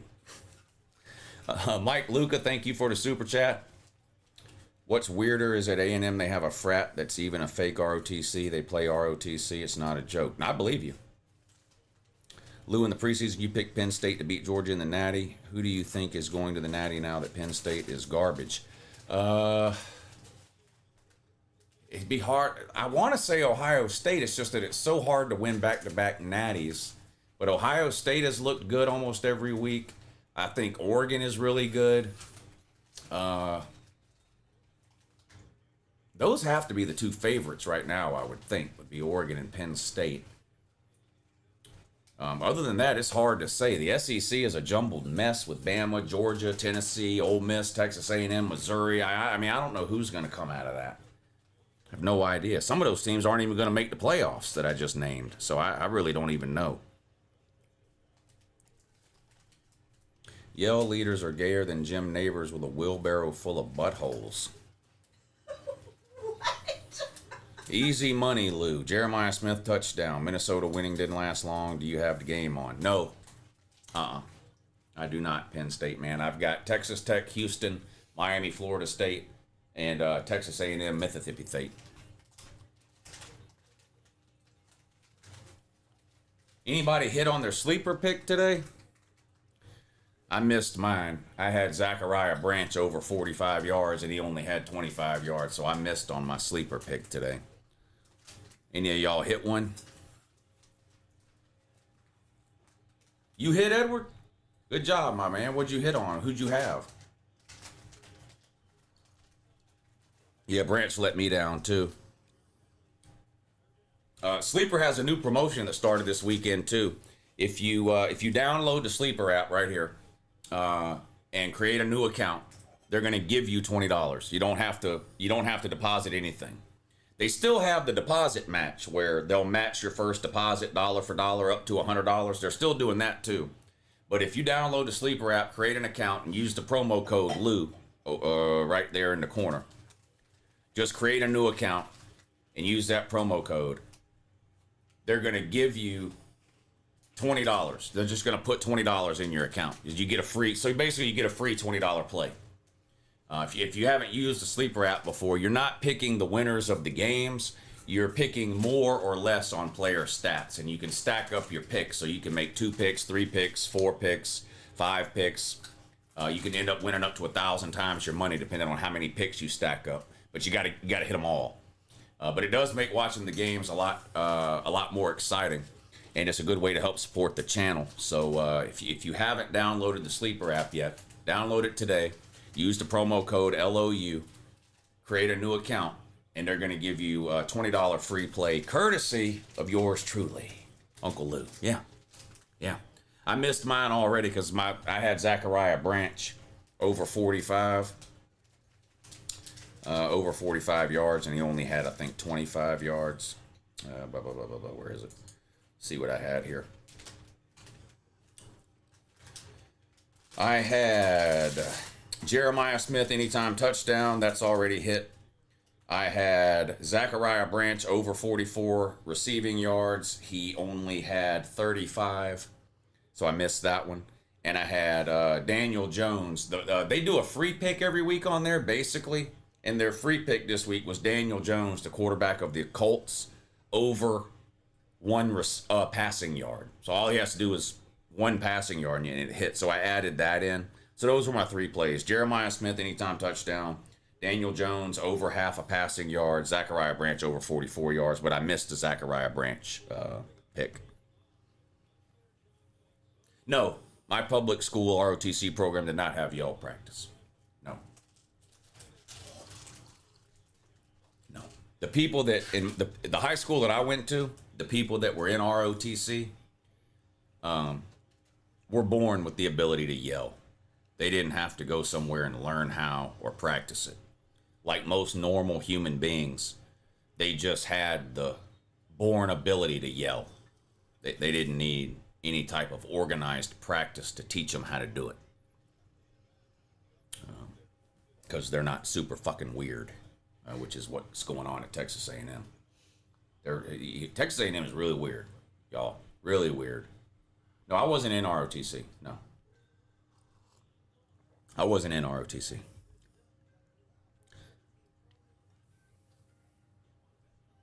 Texas Tech still up 22-3. Ohio State now up 14-3. Mississippi State still up 3-0 over Texas A&M. BYU is the second best team in the Big 12 and should be considered a playoff team if they go 11-2 and lose the Big 12 championship. I don't know that the Big 12 will get 2 teams in. I have no idea. My guess is that they won't, because I think the ACC might get 3 teams in this year. If Florida State loses this game tonight, though, they're out. You can forget about them. Right, Kyle? You can't lose first 2 ACC games. This will be it for Florida State. Florida State will have 2 losses, and they're done. The defunct Quantico Marine Devil Dogs are a better military academy football team than TAMU, and they haven't been a team in 52 years. Midnight Yell, more like Midnight Delusions, says Banjo. Tim D has joined the channel. Thank you, Tim D. Florida State's got to win tonight or they're done. No playoffs for Florida State if they lose tonight, because I said so. See, Florida State fans think ESPN controls the playoffs. No, I do. I control the playoffs. Octavian, what's up, buddy? People been looking for you, man. Congratulations, buddy. Congratulations, buddy. Good win for y'all. Octavian, did you hear that they just gave Billy Napier a 5-year extension?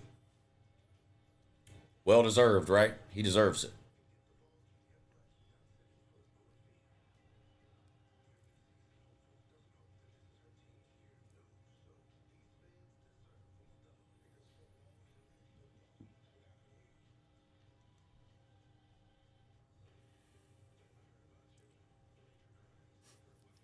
Octavian's like a folk hero in the LouTube community, isn't he? Octavian is a... If I'm still doing this channel 10 years from now, people will still be talking about... Remember that Florida fan, Octavian? Yeah, I remember.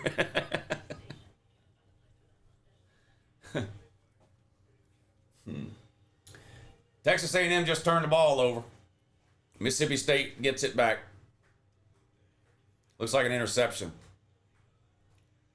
Yeah, Spencer Reed dropped back, throws over the middle. Intercepted by Mississippi State. Intercepted by Mississippi State. Looks like the fake cadets are in a bad way at home against Mississippi State right now. Florida State tried to run a reverse. Didn't work.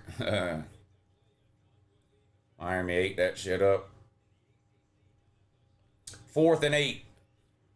Florida State's lined up to go for it. They're on the Miami 41. Castellanos in a shotgun. He has one glove on like a fucking retard. Snapped when he wasn't ready. Somebody's gonna have to explain this to me like I'm a 3-year-old. Castellanos throws an interception. Miami up the sideline, big return into Florida State territory down to the 40. All right, Florida State fans, somebody's gonna have to explain this to me. Why in the blue fuck would a right-handed quarterback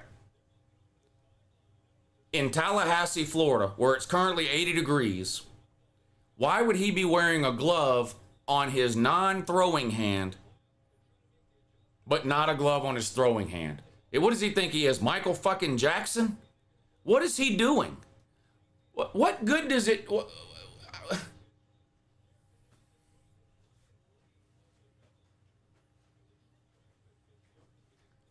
Why is Tommy Castellanos wearing a glove on his right hand? Why? Hurt hand? What does wearing a glove do about a hurt hand? 1st and 10 Miami after the turnover. Uh-oh, flea flicker. Beck goes deep. Has a man. Caught. Touchdown Miami. Tony with the touchdown. Oh boy. Oh boy. Things are going sideways. Things are going sideways. What is happening here? What am I doing? Where are the droids that I'm looking for? Has anybody seen the droids that I'm looking for? Well, y'all might be in luck if I can't find the droids that I'm looking for.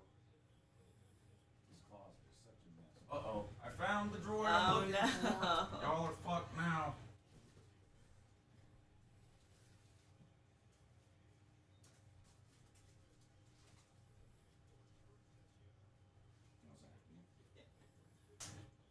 What the fuck? What in the actual fuck? What is going on here? This is like the new Trail of Tears. You're getting blown out at your own fucking house. Didn't they prop Lee Corso out like Weekend at Bernie's and drag his half dead ass out on the field in pregame? And you still coming out and getting blowed out. What is Florida State doing? Holy shit. Holy shit. Hey, Florida State man, don't forget to run back to Twitter real quick and type about how mad you are that ESPN didn't come to your little college game day thing. This is down bad. Y'all are down real fucking bad. Holy shit. White Tonto say.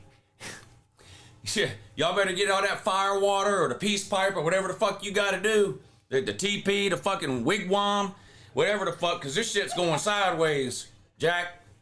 This shit's going sideways, quick, fast, and in a hurry. Tommy Castellanos has a new name. He's called Throws with One Glove. That's his name. That's his fucking engine name. Tommy Castellanos. Nope, that's his government name. His real name is Throws with One Glove. Yeah, great. Throws an interception with one fucking glove. That's about what he did. Threw it right to the Miami man. God damn, throws with one glove is absolute fucking garbage and dog water. No wonder he got benched at Boston College. Holy shit, that guy is bad. God damn. Oh, he beat Bama, woo. I don't give a fuck. Hell, a bunch of 5-loss teams beat Bama last year. Florida State's just the next one in line, man. Nobody gives a shit. That was a month and a half ago. We beat Bama. Oh, what do you want, a fucking parade? God damn. Reach through the camera, pat you on your peanut head. Lou's just mad because Georgia lost to Bama. Why would that make me mad? They lose to Bama every year. They still win the SEC and make the playoffs. Try getting there, dummy. You can't. God damn. You couldn't find the playoffs with a Hubble telescope and a GPS map. You're not getting nowhere near there. Holy fuck. Stands with one glove, threw it right to the Miami man. Is he drunk? Is he on that fire water? Break out the peace pipe, the TP, and the wigwam. Better do a rain dance and hope for a delay. This is embarrassing. This is embarrassing. I'm not this close to hitting you with one of these. Ooh, but I'm not going to do that because then they'll be with the cancel Lou in that.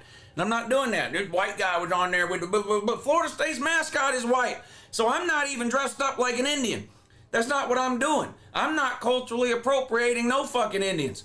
I'm culturally appropriating the white guy at Florida State who dresses up like an Indian. This is why y'all can't win anything. I told y'all like 10 years ago, until you get rid of that white boy and get a real fucking Indian, y'all drag that dumbass out of a frat house, paint his face up like an Indian. He's a white guy. You throw him on a show pony, he trots out with the flaming fucking toothpick, throws it into the ground. Y'all gotta stop that shit. Y'all are desecrating the good memory of Indians everywhere. And here's the thing, you're in Florida. There's a lot of fucking Indians down there. Just grab one. God damn, just grab one. Don't act like you don't know where they are. We keep them all fenced up in one place. With the reservation in that. Just go get one. But no, some frat boy, the white frat boy gets painted up. So no, this isn't a cancel Lou where I'm on here dressed up like an Indian. I've told you this before. I'm not dressed up like an Indian. I'm dressed up like the white guy at Florida State who dresses up like an Indian. I'm making fun of that white guy. I can do that because I'm fucking white. Mostly.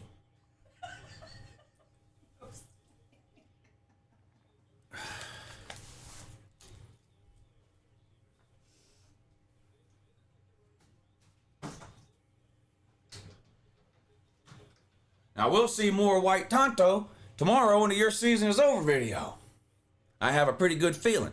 I have it on good authority that White Tonto is going to be making an appearance on a Your Season Is Over video tomorrow. Who would you start as your QB? Dew Aller, Diego Poverty, or Bryce Underwear? Diego Poverty. I don't even have to think about that one. That's an obvious one there. Luan Coffee is awesome. Go Canes. Yeah, I'm not done yet either, bud. Not done yet either. FSU's about to lead the clown car so they can escape the stadium. How does Penn State lose to a team that fired 3 of their coaches? Yeah, great question. It's because Herb Street is calling the game. It's all his fault, says Kyle. Yeah, Florida State fan. They be busy blaming ESPN for this loss, won't they?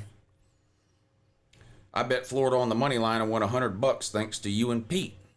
You had more balls than I did then. I took Florida plus the points, so I won, but you won big on the money line. Congratulations, man. Yeah, congratulations on that. What's more embarrassing, White Tonto or fake ROTC male cheerleaders? Probably White Tonto. At least the fake male cheerleaders. I don't know. Actually, it might be the fake male cheerleaders, man. That's a tough one. That's a tough one. Both are pointless.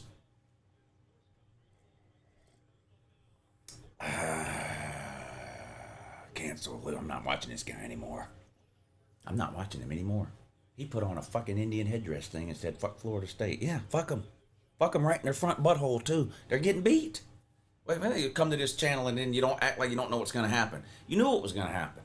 If Miami was losing, it'd be a different song and dance. It'd be about Miami, but guess what? They're winning. When you make fun of Texas A&M, you laugh. Make fun of Florida State. Oh, he's gone too far now. You haven't seen nothing yet, lady. I'm just getting started. I'm just getting started.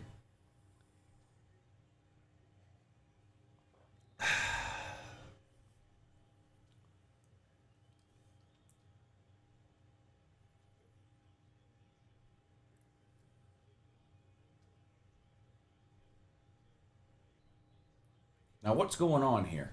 25-9 might be the weirdest score I've ever seen. But now it's 25-11, which somehow makes it even weirder. 25-11, Texas Tech up over Houston. Texas A&M is still getting beat by Mississippi State, 3-0. And Miami is running it in raw on Florida State, 14-3. Although Florida State does have the ball on the Miami side of things. Throws with one glove, scrambles, runs for his life. Apparently he runs with one glove too.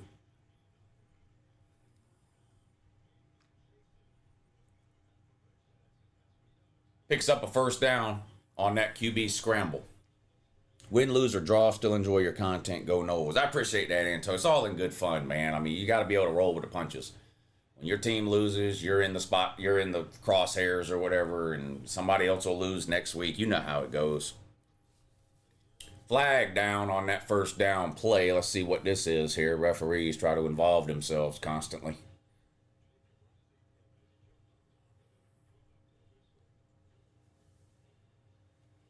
Looks like a personal foul on Florida State.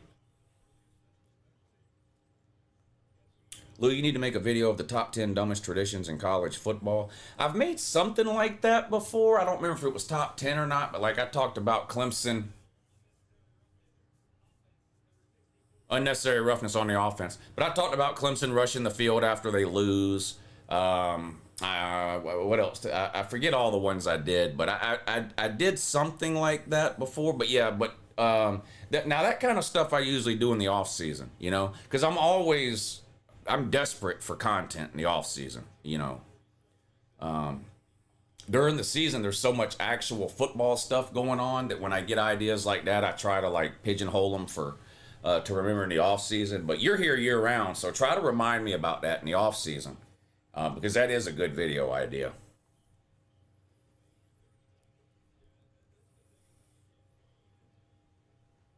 Does Penn State have the most embarrassing loss of the season so far? Them or Texas, I guess.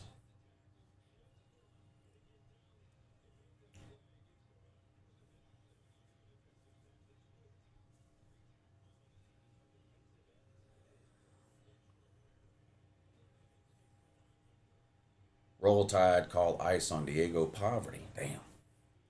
Dang.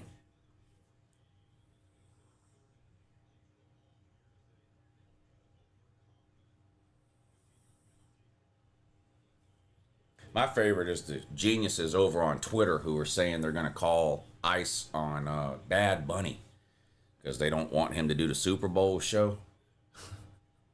I guess they don't know that Puerto Rico is part of America. That he's American. Like, you can call ICE on Bad Bunny if you want to. There's nothing ICE can do. Like, you're allowed to travel from Puerto Rico to the United States. It's just like going from Georgia to South Carolina.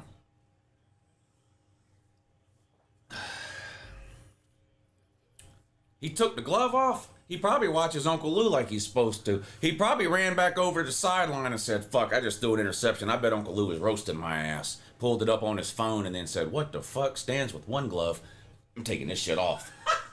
But yeah, I know. I just noticed that, though. Castellanos has taken the glove off of his non-throwing. He had a glove on his non-throwing hand. I guess that's why he threw the interception. I don't know. So he took it off now? He's a fucking moron.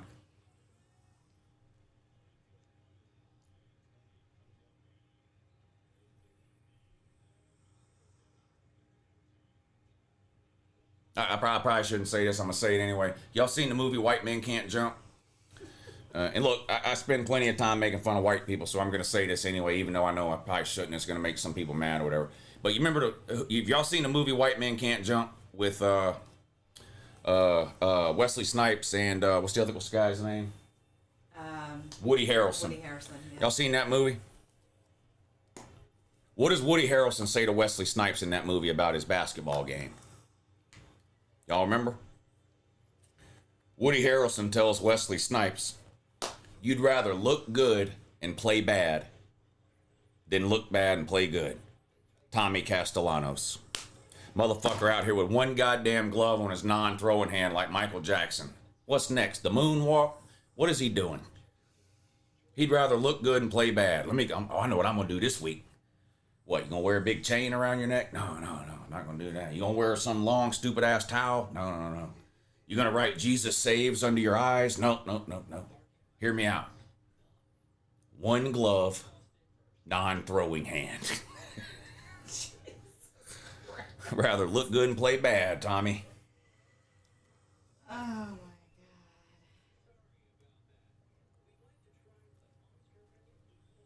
Is there anybody in the chat that I haven't offended yet? Or does that pretty much cover everybody by now? I try to offend everybody because that way people can't say, why doesn't he ever talk about whatever? I talk about it. I try to offend everybody.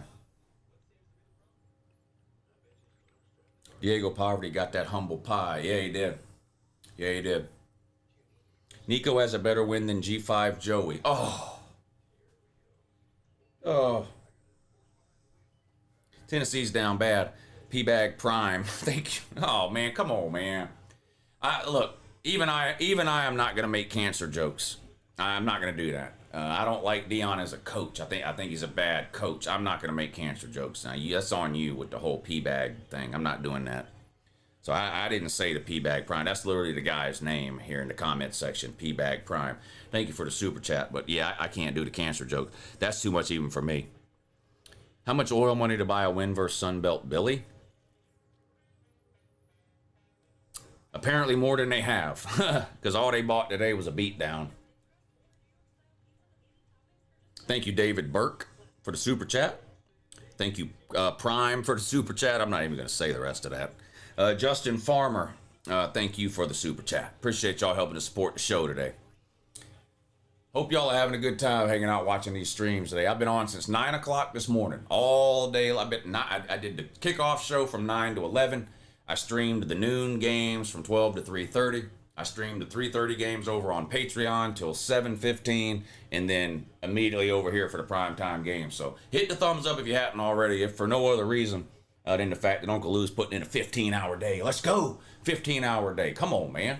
College football season's only about 4 or 5 months long. You got to strike when the iron is hot. You ever heard that before? I have. A strike when the iron is hot. Now, why would I stream for 15 hours in March? Well, I wouldn't. Well, maybe I would. March Madness. I won't say that I won't do that. June. Would never stream for 15 hours in June. That would be dumb. But during football season, you got to strike while the iron is hot. You got plenty of time to rest when you're dead. And I'm probably going to die live streaming. Not today, I hope. Although it's possible. But I probably am gonna die while live streaming, and I'm okay with that, honestly. I mean, I'm not. well, I mean, hopefully it'll be like 20 years from now, or 30 even, or at least 5. But I mean, I probably am gonna die live streaming at some point. Y'all wait till Georgia gets bad again. Holy shit! When Georgia gets bad, that's what'll do it. And when Georgia gets so bad that they're struggling to beat Vandy at home, like Bama was today, that's when I know, boy, it's probably close to me croaking. Yeah, I'm gonna die and then add myself to the "Your Season Is Over" list. I should pre-record a "Your Season Is Over" video for the lady to post the Sunday after I die. I might do that. It'd be like giving my own eulogy, you know? I might do that. Which quarterback, Jackson Arnold, Jake Fromm, or Jalen Milroe? This is probably going to be an unpopular take. I would take Jake Fromm over Milroe. Jackson Arnold's out of the question. He's terrible. Jalen Milroe, I don't see how you can... The thing about Jalen Milroe is his best is really good. Really good. But his bad is really bad. Jake Fromm didn't have any goods as good as Jalen Milroe's goods. But he was more... You knew what you were going to get from Jake Fromm. So you can plan that. You can coach that. You can have a philosophy around Jake Fromm. Part of the problem with Alabama last year is you never knew what Jalen Milroe was going to show up, right? Plays against Georgia, looks like one of the best quarterbacks in the country. Goes on plays Vandy, can't complete a pass. Goes to Oklahoma, can't get a first down. Like, his lows were really low. I would rather have a quarterback that you at least know what kind of performance you're going to get out of him, and then you can game plan for that. I don't see how you build an offensive game plan around Milroe because you don't ever know. You don't ever know what type of performance you're going to get out of him. So I'm trying to be serious about it. I'm trying to answer the question seriously. I'm not saying this to shit on Milroe, but because Milroe at his best is way better than anything Jake Fromm could ever do. There's no question about it. Milroe's ceiling way higher than Fromm. But how often did he play up there? Not nearly often enough. More time. Let's say Milroe's ceiling is here and Fromm's ceiling is here. Okay, on a bad day, Fromm was here. On a good day, he was here, but he played about right here. On Milroe's bad day, he's down here. You can't even see him. He's down there somewhere. I don't see how you game plan with that. So I would take Fromm out of those three. Even after you pass, you still be above Florida in the we're back list. Damn. Florida ain't never coming back. Florida State just turned the ball over.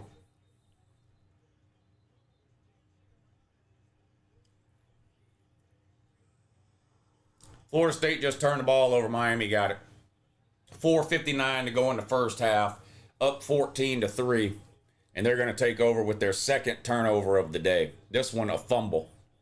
The first one was a stands with one glove interception, or throws with one glove interception.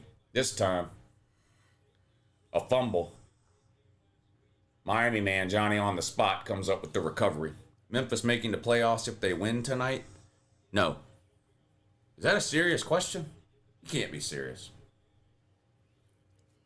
Even after you pass, you'll still be above Florida? All right. Nobody's making the playoffs tonight with any win or loss. I don't understand the question there. Lou, I feel bad for Alsami Croma, FSU running back. He be having good fits of IG. I don't know what any of that is that I just read there. I felt like I was reading hieroglyphics there. I don't know what any of that meant. Ty Simpson is most definitely the best QB in the country without a doubt. No, that's not true. Most definitely without a doubt. Like that, like clearly just the best quarterback in the country? No. No. It's not true. What are the odds we see Bama again SEC championship? It could happen. The Georgia Ole Miss game is critical.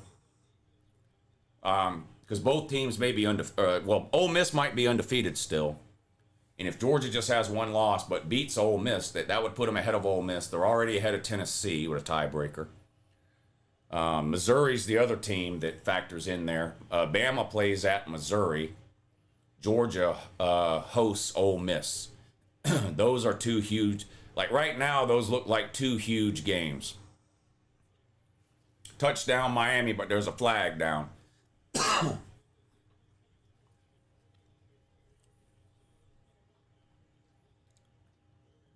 If Notre Dame wins out, do they make the playoffs?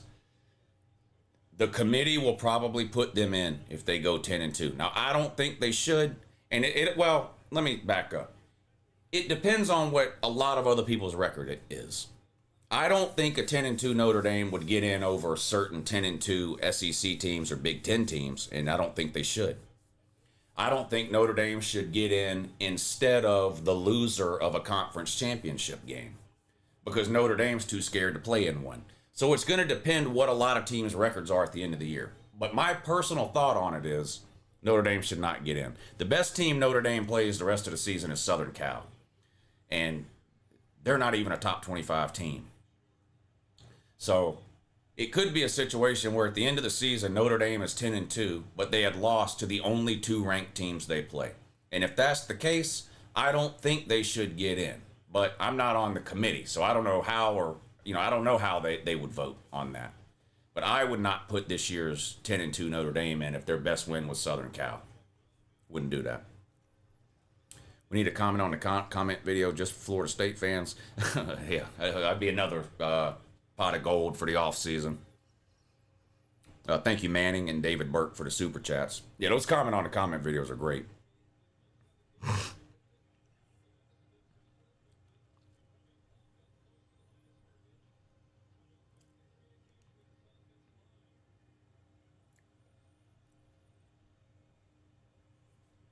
25-11 is your halftime score. Texas Tech up over Houston. I've got Texas Tech minus 12 in that one, so I need them to keep it up in the second half. Beck was hit as he threw that 3rd and 8 pass, and it goes incomplete. 4th and 8. Miami unable to capitalize on the second Florida State turnover, and they'll have to punt it away.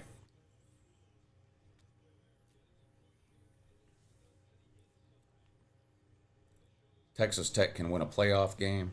Well, it depends on who they play, but yeah, Texas Tech's a good team, yeah. Texas Tech's a good team. Arizona State won a playoff game, didn't they? I think Arizona State beat somebody, didn't they, last year? Or no, I guess they lost to Texas, didn't they? It went to overtime, though, didn't it? Oh, anyway, I don't remember. Is Franklin on the hot seat? He can't be fired. He's owed $60 million. They can't fire him. So it doesn't. He could lose the rest of his games. They might want to fire him, but they're not going to pay him $60 million to walk away. They don't have it. I don't think.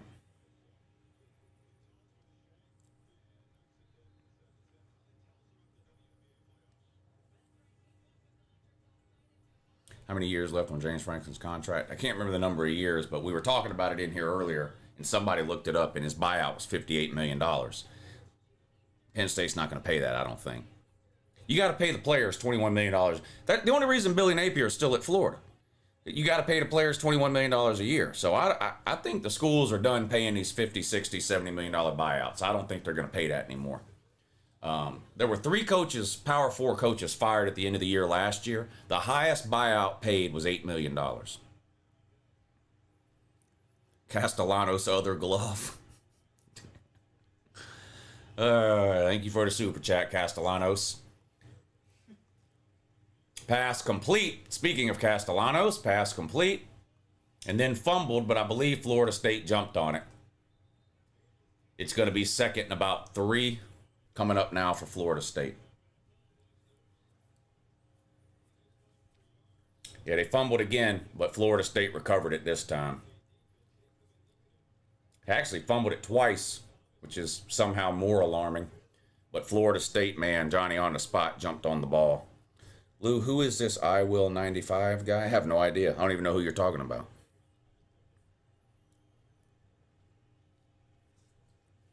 Was that somebody in the comments or something? I have no idea. Lou, so it's so safe to say one more loss by Texas and Penn State season over? Penn State season over already. Texas season's over too. Texas and Penn State are not making the playoffs. We're going into week 7. They haven't beat a single Power 4 team. The two of them combined don't have one Power 4 win. They're not making the playoffs. Texas and Penn State are done. I'm not trolling. Penn State has to play at Ohio State. They'll lose by 30. And Texas is not going to win their next 8 games or whatever. That's not happening. So, those teams are done. Texas and Penn State will both be added to the playoff eliminator tomorrow at the end of the year season is over video. Josh Pate hyping up Florida tomorrow. Spoiler alert. Oh, you already know. You already know. Oh, if they run the table and go 9-3, they should be in the playoffs. Oh, yeah? With a home loss to South Florida? Go blow smoke up somebody else's ass, juice poot. I'm not buying it, bud. I'm not buying it. Nor are they going 9-3. So, Miami fans are mythical creatures. You see them all over the internet, but then they don't even show up for home games. ASU got a bye and lost to Texas in their first game. That's right. Pickles are just modified cucumbers. Fact. Hit for 425 today. Hey, congrats, man. Yeah, fuck the bookie. Fuck all bookies. I can't stand a bookie, including my own. There's been many a Monday morning I've woke up and thought about driving across the river and burning down his camper. I know who Michigan best win will be against at the end of November. Yeah, Ohio State. Yeah. It looks like Ohio State's going 11-1 with a loss to Michigan. That's what it looks like. They'll probably still be in the Big Ten championship game, though. Georgia's defense is the struggles, more scheme, more players. Lots of people are critical of the play calling. On defense, I don't know anything about the defensive play calling. I doubt whoever's telling you that does either. But they don't have the players that they don't. No pass rush to me is the biggest problem because the secondary is not elite. But that can be made up for with a pass rush. You have to have one or the other. You either have to be able to get to the quarterback or you got to be able to cover receivers. You can get away with not being able to do one or the other. If you can't cover the receivers but you can get to the quarterback, great. If you can't get to the quarterback but you can lock down the receivers, that's great. Georgia can't do either. And the lack of a pass rush is really concerning. I mean, they went out and got Elo Mendoza in the offseason. And I haven't seen him do anything all fucking year. I mean, I've seen him in the game on occasion, but he's not good. I mean, he's not doing anything. None of Georgia's starting defensive linemen have a single sack this year. I think they got a sack today, but I think it was a backup in the second half that got the sack. There's no pass rush at all. Yeah, offensive line got beat up again today. I saw Monroe Freeling had to come out of the game. Michael Morris had to come out of the game. Already without Ernest Green. Juan Gaston's battling an injury. That's 4 of the 5 starting offensive linemen that are either hurt or injured. Today was my 30th birthday, and I went to the Florida game. It was an awesome time, but I lost my voice, especially in the last 2 minutes. Hey, congratulations, man. That was a good one to be. I mean, look, Florida fans don't have a lot to be happy about lately, so you take what you can get type of deal. That's a good win for them. It's a good win. I'm not even trolling. The trolling part is now you need to extend Billy Napier for 10 years. But that was a good win. I'm happy for the Florida fans that they got to see a win.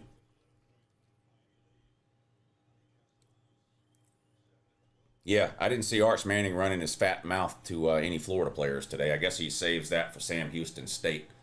Throws with one glove. On 2nd and 10, completes a pass near the first down marker. Looks like he got it.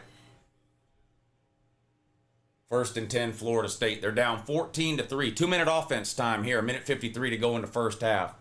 Here's a reminder to anybody maybe that's new. I do a halftime video during these streams that I upload to YouTube. You know, yelling in my phone deal. So as soon as this Miami game goes to halftime, Castellanos back to throw under pressure, sacked. As soon as the Miami-Florida State game goes to halftime, I'll close the camera off and mute the stream, and I'll put this picture up on the screen right here. It says I'll be back at the start of the third quarter. I record a halftime video, I upload it to YouTube, and then I'll be back on before the second half. Before the second half of this game starts. I don't end the stream. I just mute it and turn the camera off while I do the halftime video. Swing pass complete for Florida State on 2nd and 18, and it's a big gain of about 12.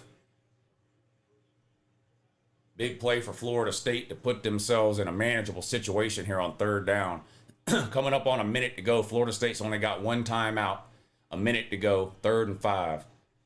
Throws with one glove back in the pocket. Gets rid of it. Incomplete. Tipped by a Miami defender and goes out of bounds.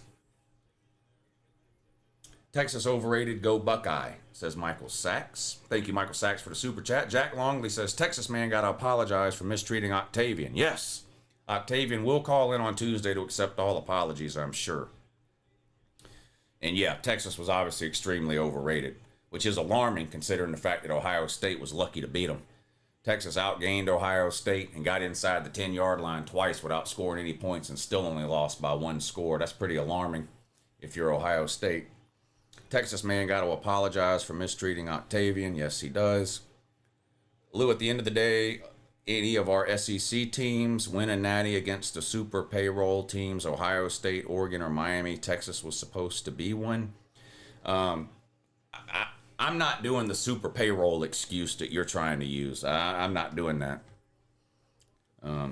Money is not the reason teams win natties. So I reject the premise of your comment that money buys natty. That's just not true. SMU's not winning a natty. Texas Tech's not winning a natty. They're spending way more money than any team you named. The best team will win the natty. At Biggs Mike, at Nizzy B, stop mistreating a Buckeye, says Brian Gentry. Yeah, stop mistreating the Buckeye, man. Florida State had to punt the ball. Miami's got it. 45 seconds and 3 timeouts. They keep it on the ground here. I'm sure Miami's happy to go to halftime with a 14-3 lead, and I don't blame them. On the road, hostile environment. Get to halftime here, up 14-3, and that looks to be the plan. And they don't even have to run another play if they don't want to. There's less time on the game clock than there is on the play clock, so they might just go to halftime here, and it looks like that's what they're going to do. All right, so I'm going to take my halftime break, record a halftime video. I will be back before the start of the third quarter.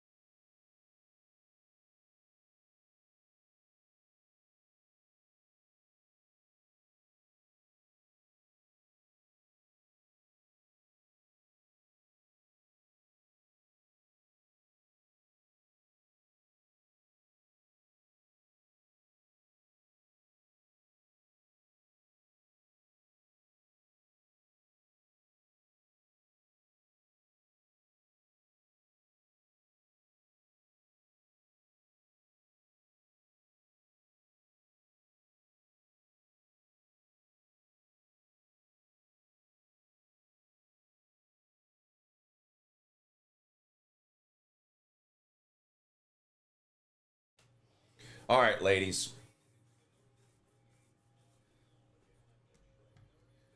Time for some more football. You feel me? Waffle House is my after victory meal place. Boy, I've heard you say that before, Octavian. I'm not gonna lie. Waffle House sounds pretty fucking good. I ain't gonna lie. Waffle House sounds pretty good right now. R.I.P. Joe Rogan. I can't wait until we can say R.I.P. to all the dumb fucks that keep falling for that fake internet shit all the time, like you. DJ Wagway, woo. Michigan State is ass. I'm broken. How much did they lose by? I'm just curious. I didn't bet the game, but I almost bet Michigan State plus 17.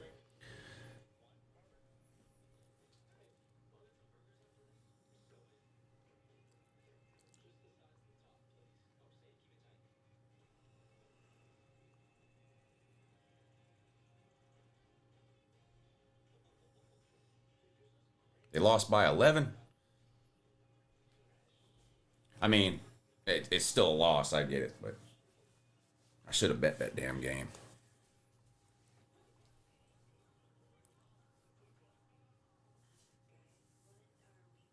Lou had refilled the coffee. Yeah, I did, but I also need to refill my water. I'll be right back. It's still halftime of the game. I'll be right back.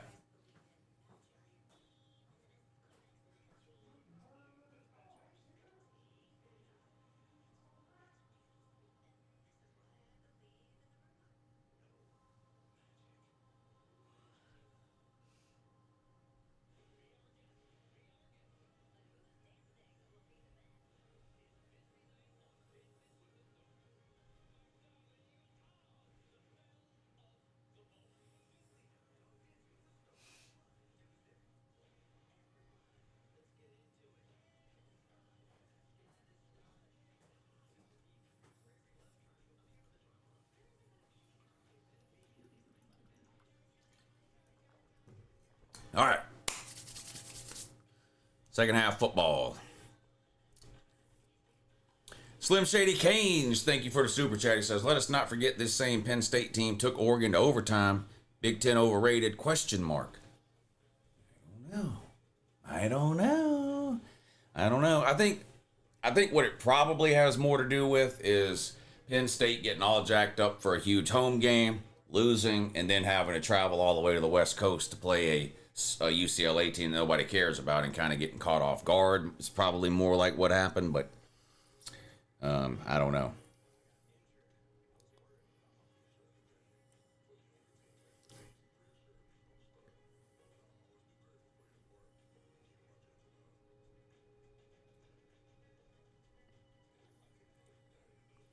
UCF got no defense, LOL.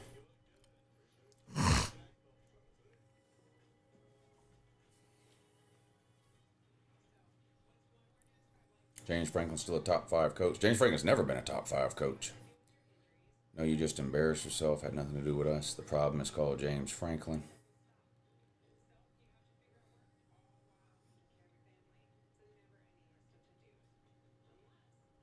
All-star. Stockton looked damn good today. Woo. Yeah, I mean, I'm happy Georgia played well, but Kentucky is really, really bad. I mean, Kentucky's the worst team in the SEC, so I don't think we should. I don't think we should overhype what we saw today from Georgia. But to be honest with you, the best thing about Georgia today, to me, is that they were winning at halftime. That's it. They were winning at halftime. Georgia hasn't been winning at halftime against a Power 4 opponent since on the road at Texas last year. 8 games in a row against Power 4 opponents. They were either losing or tied at halftime. So I was just happy they finally had a halftime lead over somebody. But, I mean, they looked good today. But you want shit. You want to know who looked good today? And I'm trying as hard as I can not to go down this rabbit hole. But you know what I'm about to say. Ryan Puglisi. Ryan Puglisi looked good today.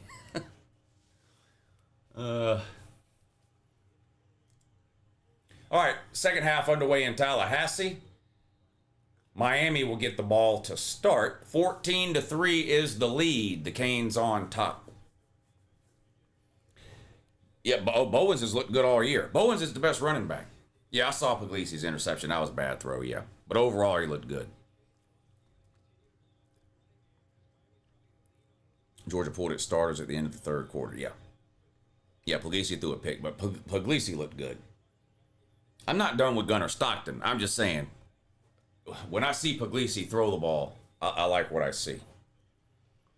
Gunnar needs to run the ball more. I don't like... Gunnar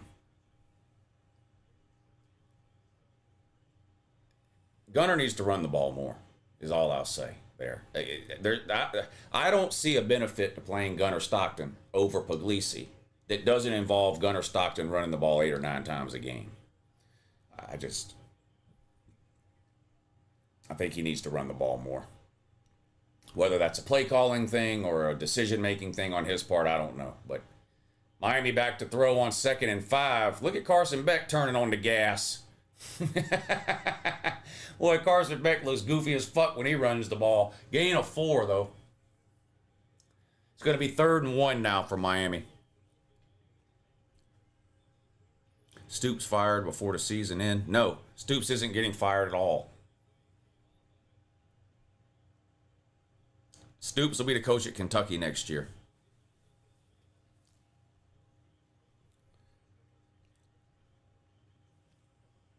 Third and 2 for Miami.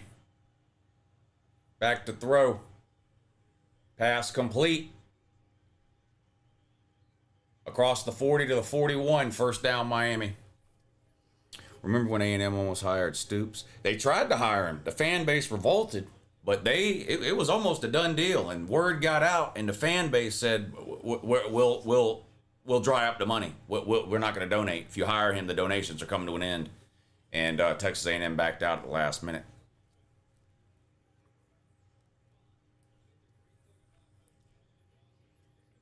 Third quarter underway too at Texas A&M, 7-3. So not a lot of offense in that one. Texas A&M up 7-3, just under 10 minutes to go in the third quarter. 7 minutes to go in the third quarter. Texas Tech 28, Houston 11. That's got to suck for the Kentucky fans. Yeah, the buyout is too high. I mean, wanting to fire a coach and being able to afford it are not the same thing, unfortunately, for a lot of these schools. Lou loves telling bad teams their coach isn't getting fired. It's not that. It's the reality. It's the financial situation we're in today. These schools aren't paying these $50 and $60 million buyouts anymore. It's not happening. They have to pay the players $21 million a year. I mean, we like to think that these schools have unlimited money, but they don't. They don't. Last year, there was 3 coaches fired at the end of the season. The highest buyout paid was $8 million.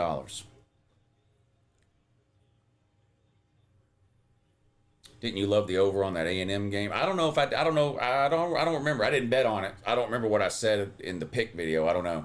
The over definitely ain't hitting, though. I don't have a bet on that game at all. Didn't you love the over? Why does it feel like whenever Napier will get fired, by the next game he gets a big win to convince people to let him stay? I don't know, but I love it. I love it. I hope he gets one more big win this year. As long as it's not against Georgia.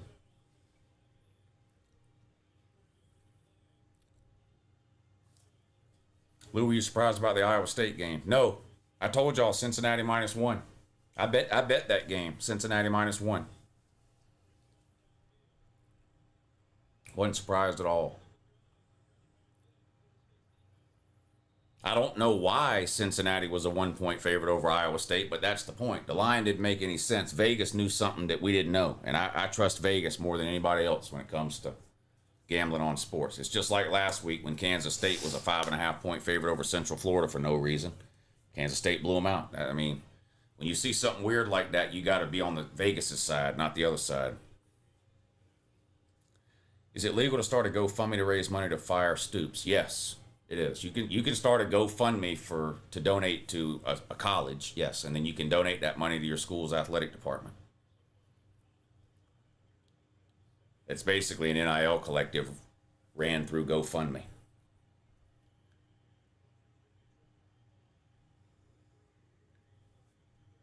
On 1st and 15, Miami goes nowhere, drop for a loss. Second down coming up, second and long now for Miami. They're up near midfield. First possession of the second half, they're up 14-3.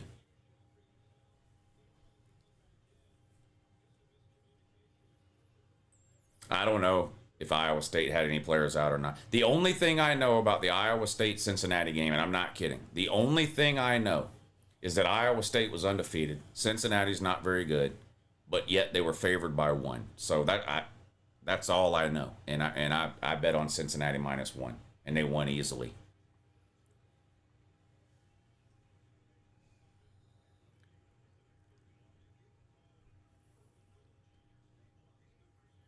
Like Kentucky would ever be any good anyway. Hell, I don't know. 2 years ago, we were saying that about Vandy. You get the right coach in there, and you get some money in there, almost anybody can be good for a limited period of time, you know.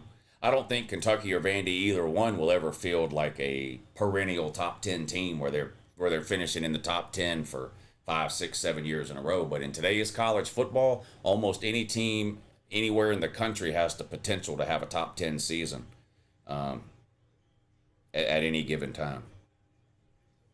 Group of 5 schools to the playoffs. Memphis. Is UNLV winning, by the way? Better check on that. Hold on and I'll get back to that.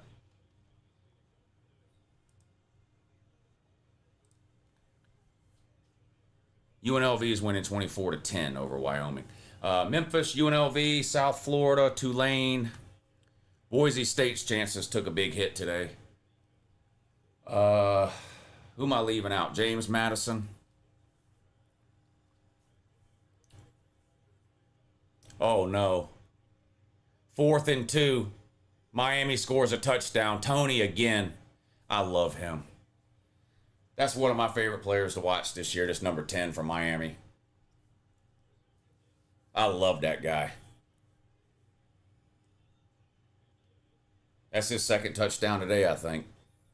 Yeah, he's fun to watch, that little number 10 for my little bitty guy. Reminds me of, what's the guy that plays for the Miami Dolphins?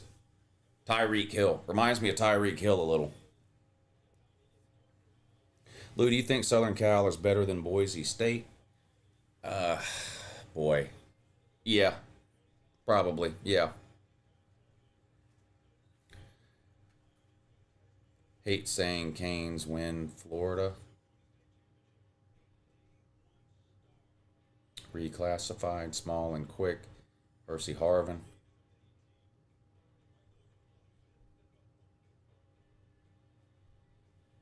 White Tonto mad as fuck in the chat.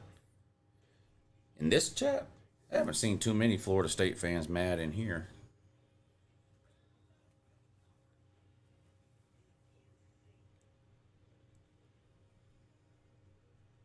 I don't know what my comment section looks like on those uploaded videos. They might be irate in there. I don't know. Read those later. Go down a rabbit hole of YouTube comments. It's hard to get out.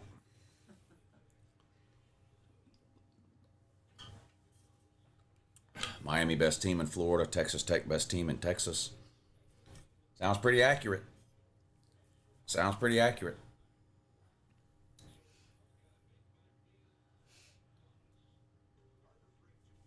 Tyreek Hill got 5 nurses pregnant. Damn, he's on that Elon Musk plan. What does Elon Musk have, like 11 kids with 9 different women or something like that?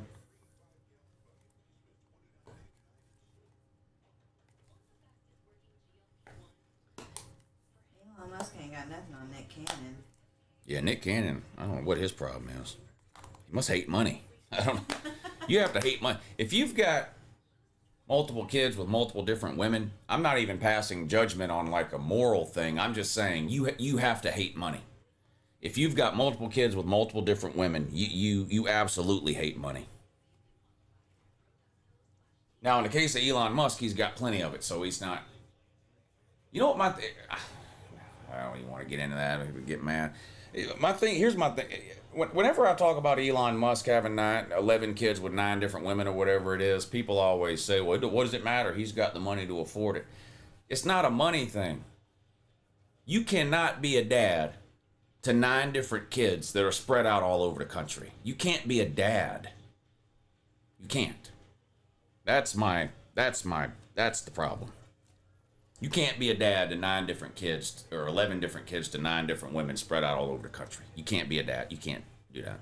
So, but that's all I'll say about it. But they defend Elon Musk and they say, well, he can afford it. Yeah, he can afford to write a check. That's not being a dad. That's not being a dad. Hey, Uncle Loser, I'm here to collect apologies. Apologies for what? I picked Miami to win. How do you get more retarded every week? Isn't there like a floor for... Isn't there like the most amount of retarded you can possibly be? Isn't there? This guy, every week. Don't worry, he won't be in here long.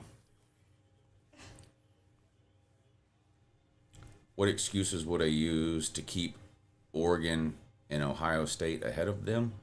Ahead of who? I can afford to tie up a pit bull out back and feed it every day. Doesn't make me a dog person. Yeah, I don't want to spend a lot of time on that because different people have different circumstances and situations. And I'm not trying to make anybody in the chat feel bad if maybe they have multiple kids or multiple. That's not my point. I just... When people say, well, it's specifically about Elon Musk, they'll say, well, he can afford it. It's no amount of money can make you a dad. That's what I'm saying. There's no amount of money that can make you a dad. Being a dad is not about money. Now, I think as a dad, you should do your best to financially take care of your children, of course. But writing a check and mailing it once a month, 10 states away, that's got nothing to do with being a dad. What's the excuse for Penn State and Texas being in the top 25 next week? I don't know. There won't be in mine. Neither one of them are going to be ranked in my top 25.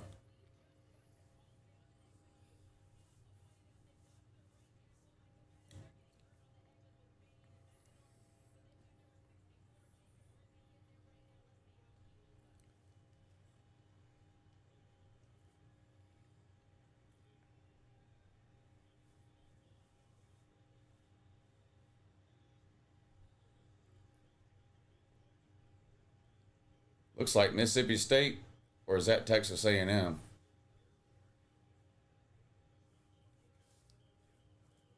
It's going to be first and goal, Mississippi State. Is that Mississippi State? When teams wear black, I can't tell who's who anymore. Is that Mississippi State in the black? No, that's Texas A&M in black, isn't it? Yeah, Texas A&M in black. So first and goal, Texas A&M. Teams wear all black. It could be either team. It's Texas A&M first and goal. On the ground. Tackled at the 3. Second and goal coming up for Texas A&M. They're up 7-3 over Mississippi State. Florida State with a rare pass completion and big play up the sideline here. Throws with one glove. Put it on the money that time. 8 minutes to go in the third quarter. 21-3, Miami up over the Florida State man. Castellanos rolls right. Throws deep down the middle. Into the end zone, intercepted. Closed his eyes and threw up a prayer. Just terrible all the way around. Bad decision and a bad throw. Threw into double coverage. Right in between 2 safeties. And one of the safeties goes up and grabs it. And throws with one glove is looking like complete dog. This is the type of shit that got him benched at Boston College. I don't know why he threw that. And Florida State this was a good drive for Florida State. They're in Miami territory on the 35. He just closes his eyes. That looks like every throw Jackson Arnold has ever made to Cam Coleman.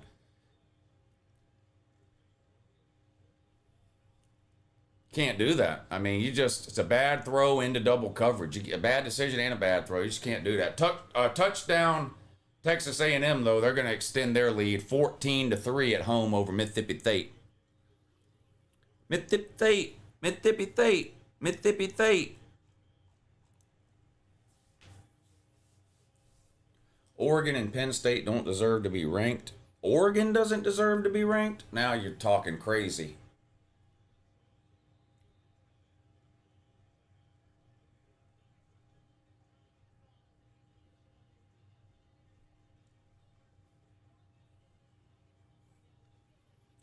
Need for speed. Oregon doesn't deserve to be ranked. Yeah, I don't know what. Come on. You ever watched a football game before? You ever seen Oregon play? They have 2 Power 4 wins, one on the road against Penn State, and they beat Oklahoma State by 100. And they're undefeated. If Oregon doesn't deserve to be ranked, then who does? Florida?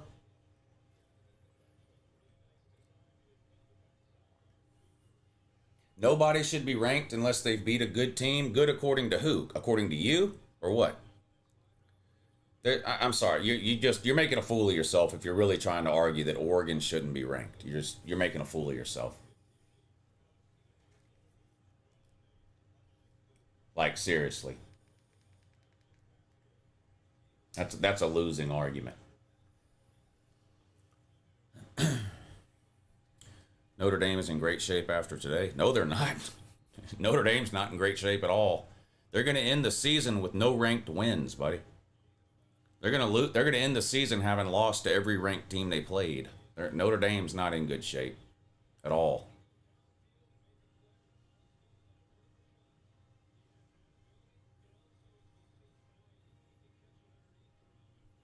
Give Billy Napier time. I agree. Thank you, Juice Poop. I agree. They should give Napier an extension. That was a huge program-defining win for Florida today. Billy Napier probably just needs another 4 or 8 years or so to get things turned around. Stoops isn't getting fired.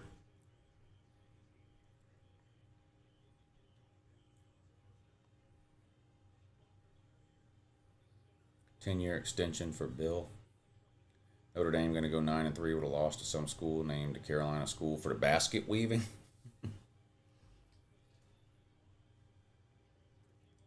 Texas Tech punting the ball away. They're up 28-11 with 2 minutes to go. I need Texas Tech to score again. I mean, they're covering right now, but we're one Houston touchdown away from them not covering. I've got Texas Tech minus 12. I need them to. Big play by Miami. Every time you turn around, it's a chunk play from Miami. All the way down inside the 30. Boy, they're making it look awfully easy. Just a simple reverse. All kinds of linemen out front blocking. 30-yard gain like it's nothing. Miami's going to be scoring here in the next couple of plays. I can't believe we lost to White Tonto, says Devin Nash. What are you, Bama man? Not only did you lose, you got beat up, pushed around, humiliated, really. Handoff on first down for Miami.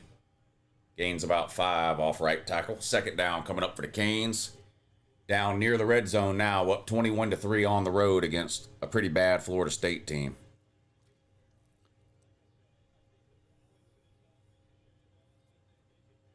FSU's going to sue Alabama for giving them false hope. I wouldn't be surprised. I wouldn't be surprised.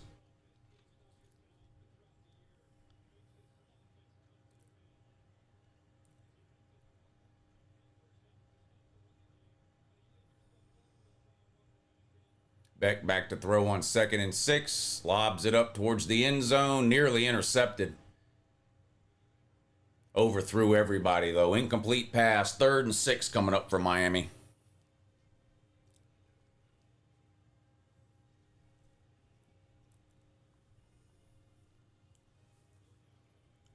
What's your true thoughts on Ty Simpson? I think he's good. I think Ty Simpson's good. TCU is on the struggle bus with 4 flat tires. Are they? Damn, that's another one I lucked out on them because I would have bet TCU. I didn't. But that was my pick, but I didn't bet that game. But I thought they would win today. Here, look at Miami. Score, touchdown, 3rd and 6. And they score a 30-yard touchdown on a short little pass, and the wide receiver did all the work. Run after the catch. And this is officially a blowout at this point. This is where things get interesting, because in games like this, when it turns into a blowout, you know what happens sometimes? Fights. You play football squares, Lou? No, I mean, I've done them before, like at Super Bowl parties and shit like that, but I don't, like, do one every week or anything like that, no.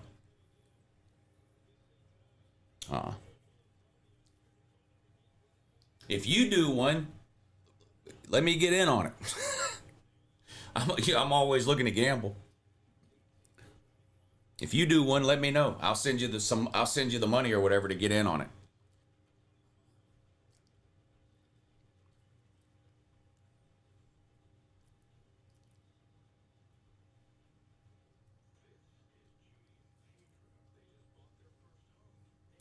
Lou, whose defense is better, Florida or FSU? Oh, I would say Florida's got a better defense than FSU, yeah. I was told all last week that our run D was ass, says Aggie Man. Ohio State defense is by far the best in the nation. I don't know about by far. When people say that, it's hard to take them seriously. I mean, I don't know about that.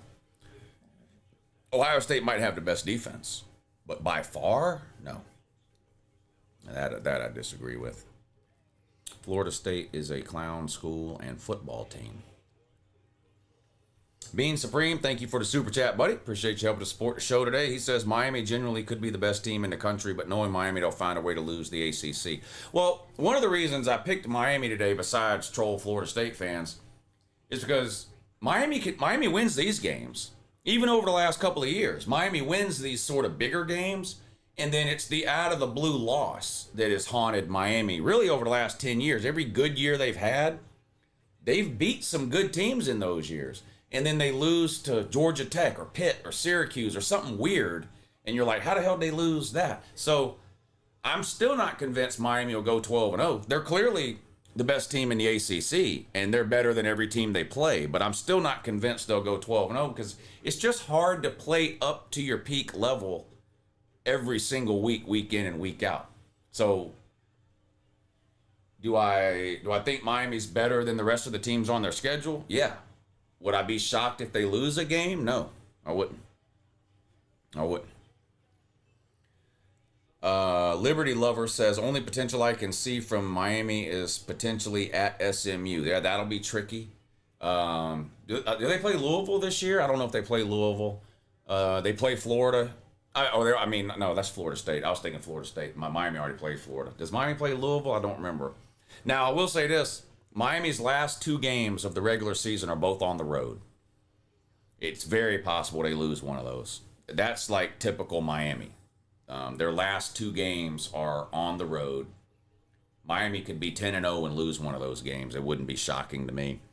I don't know if I'll end up predicting that when it comes to that, but and I'm not even taking a shot at Miami. Like, it's just hard to go undefeated. You have to play it at a high level week in and week out.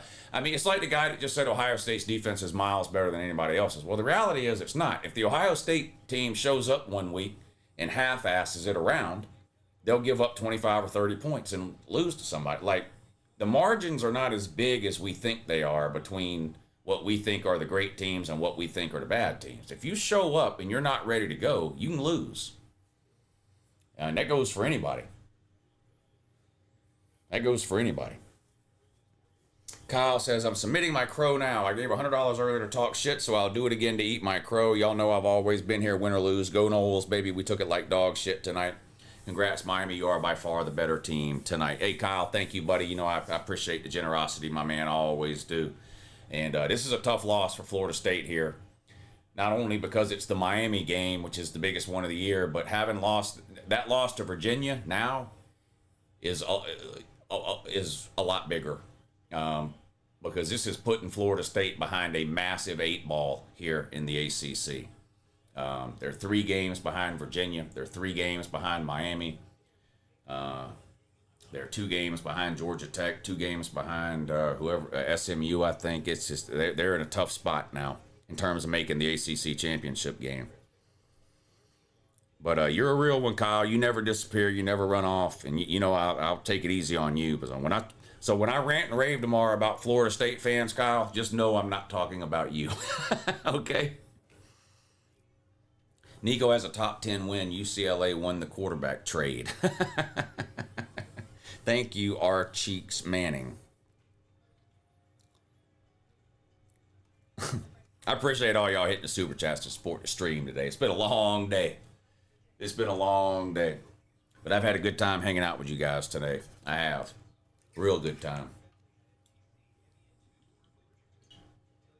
Now, next week, there won't be a YouTube stream on Saturday, unfortunately. I'm having some people over to the house next Saturday to watch football. So I'm only doing one stream, and it's going to be the Patreon stream at noon. So now I will probably stream Friday night on YouTube. But as far as Saturday goes, I'm going to do the 9 a.m. kickoff show on YouTube, and then I'm streaming the noon games on Patreon. But I've got some people coming over to hang out and watch football on Saturday. So I'm going to get the Patreon stream out of the way at noon, and spend the rest of the day watching the games with the people that come over. Any of y'all want to come over and watch football with Uncle Lou next weekend? Let me know. I have room for a few more. Who is the number one team in my mind? Ohio State. Ohio State. Ohio State should be one. You can make a case for Miami. I might move Miami to number one. I might move Miami to number one. Miami 1, Ohio State 2, Oregon 3. This was last week, you know. I had Ohio State 1, Oregon 2, Miami 3, Ole Miss, Indiana, Oklahoma, Florida State. I might move Miami to 1, Ohio State 2, Oregon 3, Ole Miss 4, Indiana 5, Oklahoma 6, Florida State, move them back, move Bama up, Georgia up, Tennessee, Texas Tech, you know, might move Vandy down, add Vandy and Penn State over here at 13 and 14. They'll be gone off the top 15.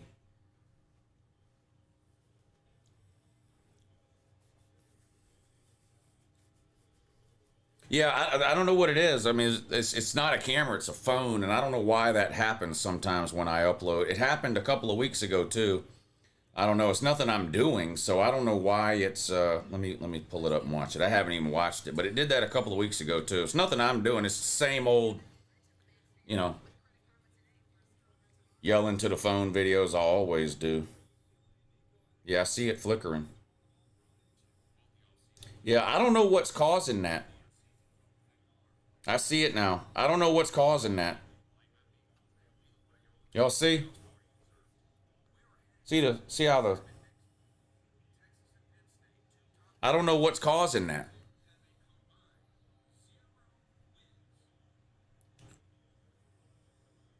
I honestly have no idea what's causing that. I'll have to spend some time tomorrow, maybe Google it and see if there's some kind of known issue or something with that, or something I can do to stop it from happening. But because if I go to the gallery on my phone and watch the video that I recorded, it's not doing that. It's only when I upload it to YouTube that it's doing that. You know what I'm saying?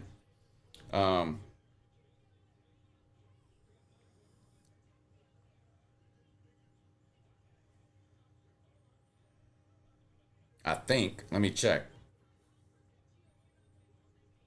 Let's see.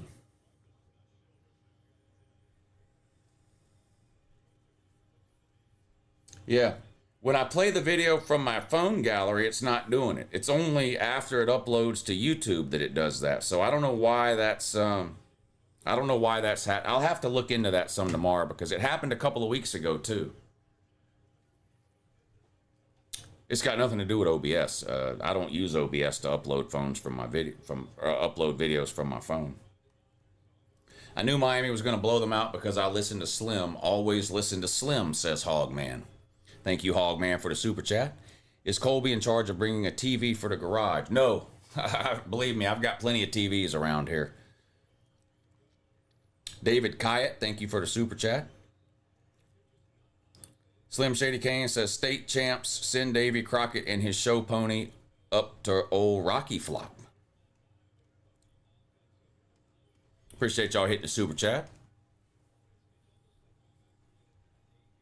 Yeah, but if anybody wants to come over and watch games here in the Uncle Lou studio next Saturday, email me or something. Get in touch with me or something.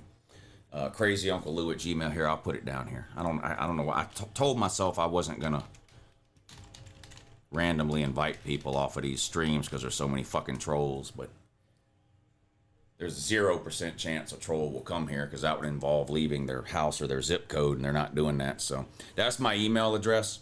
If you want to come over and watch football next Saturday, email me. I'll give you the information. PayPal.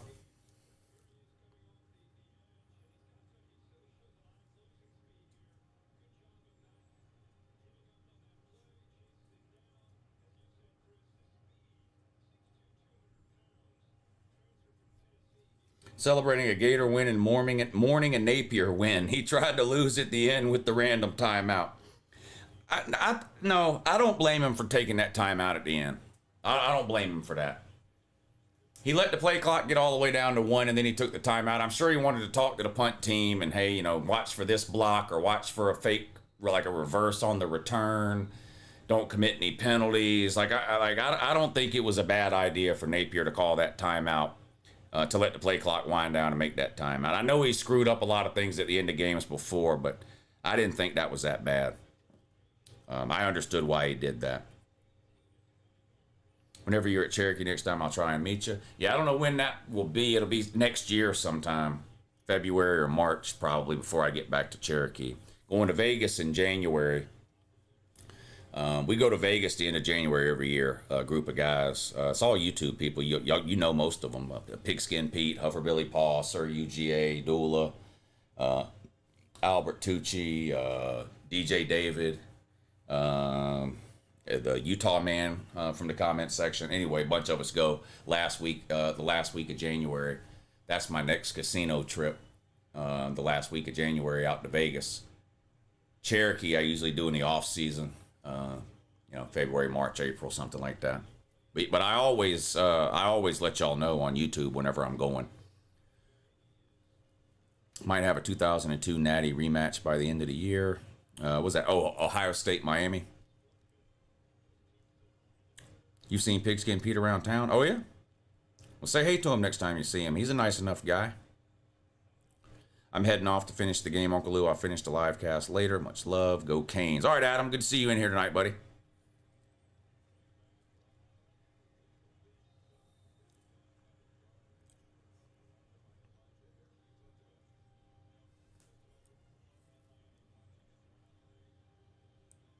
Where do you stay when you go to Vegas, Lou? It depends. When we do the guys trip in January, there's a bunch of people that go. So we always try to pick somewhere affordable. Because not everybody gets... I can stay at any... I stay for free any hotel on the Strip. Any Caesars or any MGM hotel. I can stay anywhere for free. But when we go in January, we try to pick somewhere that's affordable and for people to stay. We've the last 2 years we stayed at Flamingo. This year we're staying at Planet Hollywood. But I've stayed all over. I've stayed at Caesar's Palace, MGM Grand, Mandalay Bay, New York, Planet Hollywood, Caesar's Palace.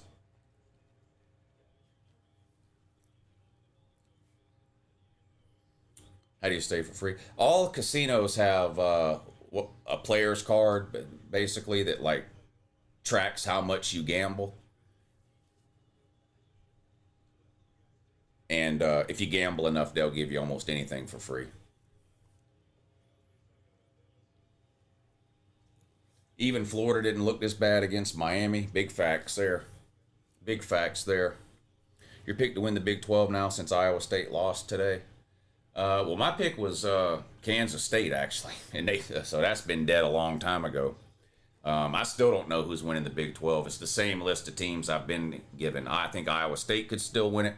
I think Arizona State could still win it. I think BYU, Texas Tech. I still think there's a lot of teams that could win it.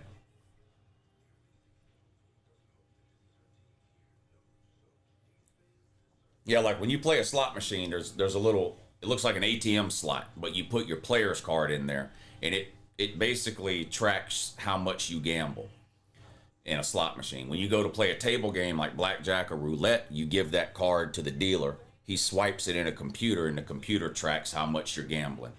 And you basically accumulate points based on how much you gamble.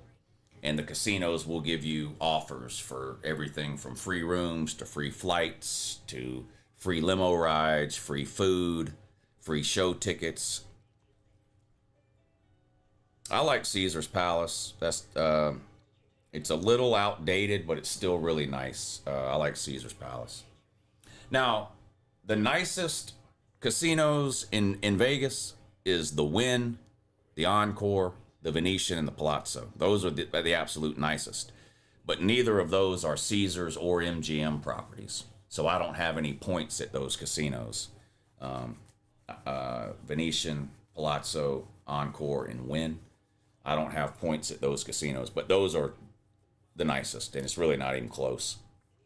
Bellagio is nice. I don't think I would ever stay at the Bellagio. I mean, I could. I get free rooms at the Bellagio. It's an MGM property, but I don't know. It's not really my vibe.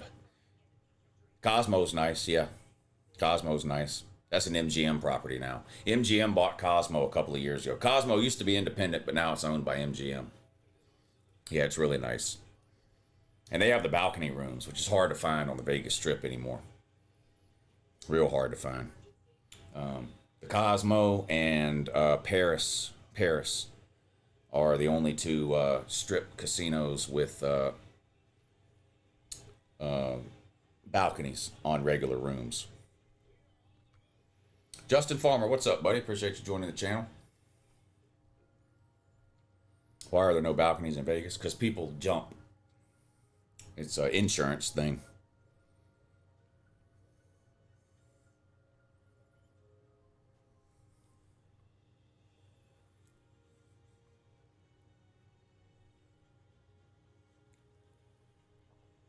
If Georgia was playing Miami tomorrow, who would I pick? Miami.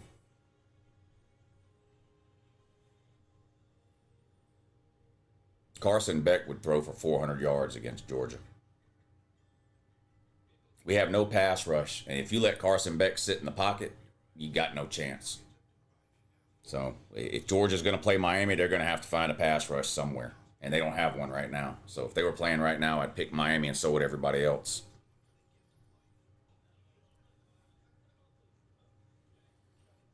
I don't feel sorry for any college football team. They're paid players and coaches, and I don't feel sorry for any of them.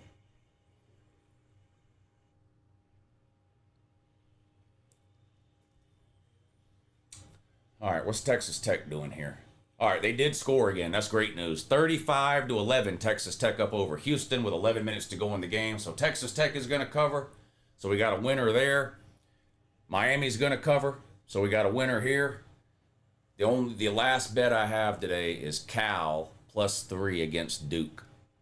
Miami 1st and 10 keeps it on the ground. Short gain of about 2 yards. That's it. And there are flags down all over the place, right near where he was tackled. So I don't know if they're going to get holding out on the perimeter somewhere or what's going on here. Let's see. Yeah, holding on Miami. That's going to back them up. What's up, Mio? He says, imagine if Miami had this defense last year. Yeah. I do think Miami's offense was more explosive last year, obviously, with Cam Ward. But their defense is so much better this year. They don't need last year's offense. You know, they don't need to score. Last year, they needed to score 40 points a game, 45 points a game to win. This year, they don't need that. They can win scoring 28, 30 points, 35 points a game. Yeah, Mississippi State just turned the ball over again. They're gonna this one's done got away from Mississippi State here. Texas A&M's gonna win that one. All right, Mike.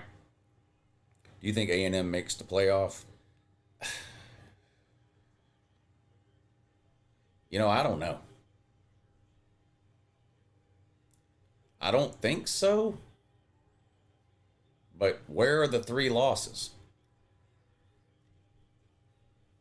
Where are the 3 losses for Texas A&M? I'd have to pull the schedule up and look at it. Yeah, I'll still upload videos next week. I'm just only live streaming Patreon at noon. That's it.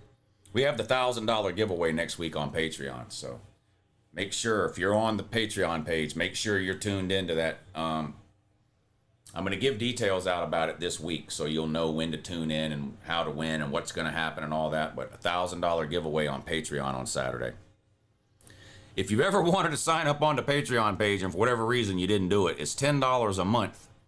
But now might be a good time to do it if you've ever thought about it and for whatever reason didn't, or maybe you used to be on there and now you're not anymore. $1,000 giveaway next Saturday on Patreon. 13 minutes to go now. 3rd and 16 for the Miami, man. They're up 28-3.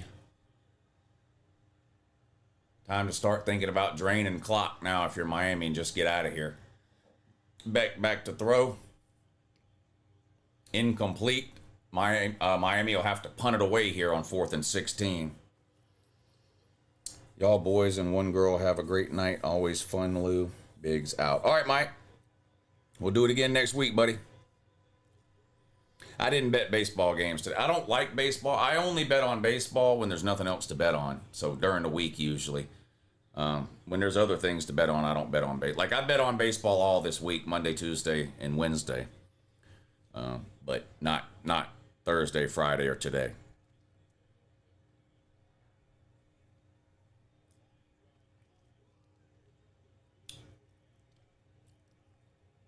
Big hit on that punt. Should have fair caught it, but didn't, and paid the price with a massive hit. Lucky he held on to that ball. Bang. Sit down, son. Miami lucky they didn't get called for targeting there. See, that's what I mean. Like, to me, that's targeting. The way I understand the targeting rule. He lowered his head, and he hit the other guy in the head. But sometimes they call it, sometimes they don't. So I'm not even saying that's a bad call for not calling targeting. I don't know what targeting is. I mean, sometimes I watch a play and I go, oh, that's targeting. That's obviously targeting. And then they don't call it, or they review it and they overturn it. Other times I see a play and I go, that's not targeting at all. And they end up calling it targeting. Targeting and what's a catch? I don't know what a catch is anymore, and I don't know what targeting is anymore. It's like, I can't even really get mad anymore and say, oh, the refs got that wrong. The refs got this wrong when it comes to targeting or a catch, because I can't tell what the fuck a catch is anymore or what targeting is. I just have no clue anymore.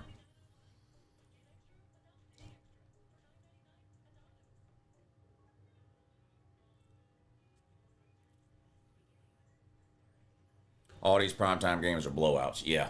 Unfortunately, we're not going to have any close endings tonight. Somebody was talking about TCU earlier. Weren't they playing Colorado? Are they really losing to Colorado? Oh, they're winning now. TCU's up 21-14 over Colorado. 14 minutes to go in the fourth quarter. What if I turn the Texas A&M game off? That's what I'm going to do.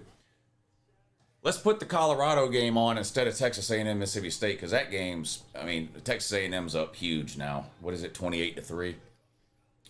We'll put the Colorado game on over there. Turn Texas A&M off. Still got the Miami Florida State game on. Texas Tech and Houston. 9 minutes to go. 35-11. I got to keep an eye on this one though, because I bet on that one, and I got to make sure Houston doesn't do anything stupid like score a couple of late touchdowns to cost me. Lutain clan ain't nothing to fuck with. Facts. I tell y'all all the time. I love college football, and I try to be entertaining and you know all that. But this is a pretty average college football channel. I'm not an analyst. I'm not a professional reporter. I'm not, or whatever. I'm just a college football fan like all of y'all are. I just yell into a camera for fun. It's a pretty average channel, but the comment section is great. So yeah, the Lutain clan ain't nothing to fuck with. The comment section. This is the best comment section on all of YouTube. There's no doubt about it. We get a few low-level trolls in here from time to time, but hell, even they can be entertaining sometimes. Great laughs tonight, Lou. See you next weekend. All right, LV. Appreciate you hanging out tonight, buddy. Thank you, Jazz, Jackson, and LV for the super chats. Appreciate y'all helping to support the channel. That means a lot. Bama winning the Natty. Yeah, they beat Vandy. Well, what else left to do? Crown them now. I'm sure they'll have no problem on the road at Missouri or at home with Oklahoma or home with LSU or the Iron Bowl or at South Carolina. I'm sure they'll win all those games 100-0. I'm sure they will. They look unbeatable. Best team ever. They beat Vandy. What else is there? 4th and 8 for Houston. They're going to go for it. They're in the red zone. Come on, defense. Come on, defense. Pass complete, but tackled short of the first down. Turnover on downs. Texas Tech will get the ball back with 7.5 minutes to go. And what is that, a 24-point lead? UNLV 5-0. Yeah. I was worried about that game today at Wyoming, but they handled business. They handled their business. You feel good about UJ beating Auburn? Yeah, I picked Auburn to win that game in the preseason. It's just a funny spot on the schedule, and you never know. Weird things happen at Jordan-Hare. But Auburn's just got no offense at all. I'm a little worried about Jackson Arnold running around on the Georgia defense, but I don't think he's going to be able to. He's not going to throw for 400 yards. That's what worries me with Georgia in particular is teams that can throw the ball. And Jackson Arnold just hasn't shown the ability to do that, not consistently. I mean, closing his eyes and throwing it to Cam Coleman 2 or 3 times a game isn't much of a plan. So I do think Georgia probably beats Auburn. They did review it and call targeting? See? Okay. I mean, when I saw it, it looked like targeting, but no one threw a flag. So that's what I'm saying. I don't even really know anymore what's targeting and what's not.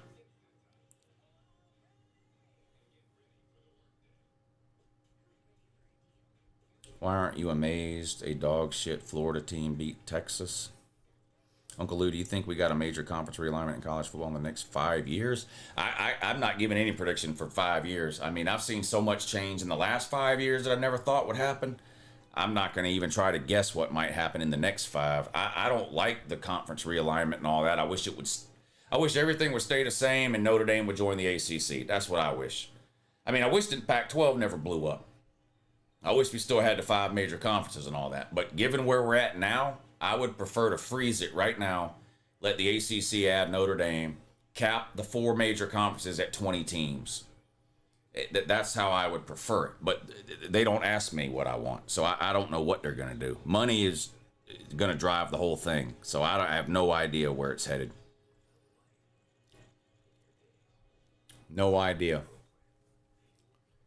21-14, TCU up over Colorado. TCU with the ball, 1st and 10. They keep it on the ground, gain of 8. 2nd and 2 coming up for the... Colorado's got the ball, not TCU.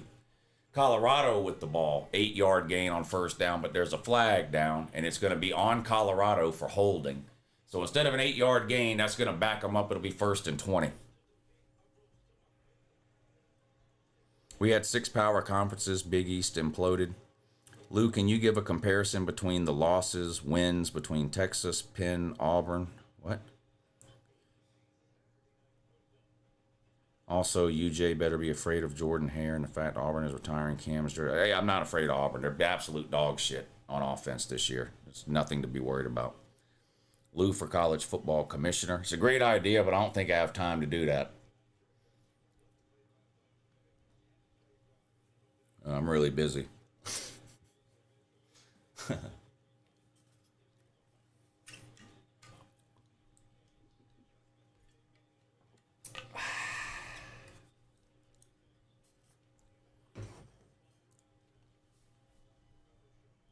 Florida making the playoffs when they went out. No, they're not, and no, they aren't. So you're wrong on both accounts there.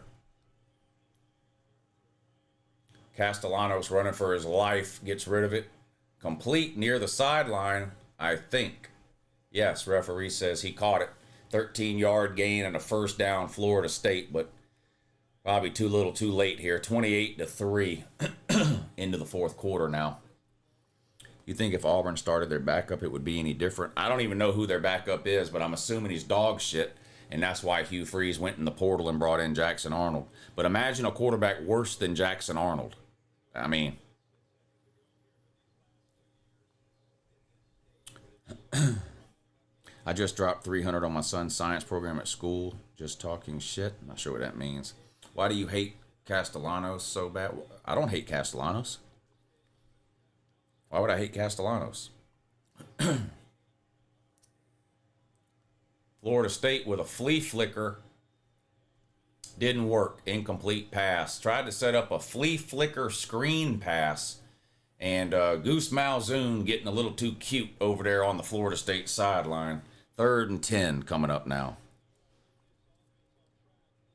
I'm still shocked Penn State got beat. Yeah, that's bad. That is bad. Really bad.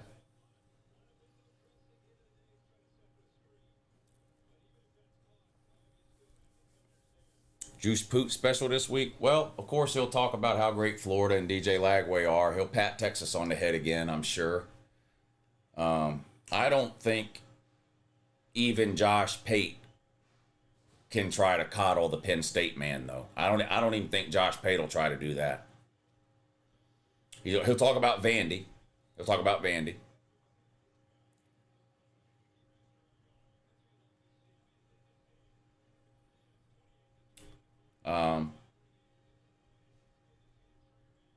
He'll probably try to prop up Florida State because he's still desperate to try to get Florida State fans to watch his channel. Because they all boycotted him during that playoff mess, or pretended to boycott him or whatever. And so he's been kind of trying to placate Florida State fans ever since then. So he may pat them on the head some tomorrow too. Yeah, he's been trying to win the Florida State fans back. It's obvious when you listen to him. So the real test will come tomorrow. If he comes on tomorrow and says everything's fine at Florida State and they're still going to win out and they're still going to make the playoffs and blah, blah, blah, then that's when you know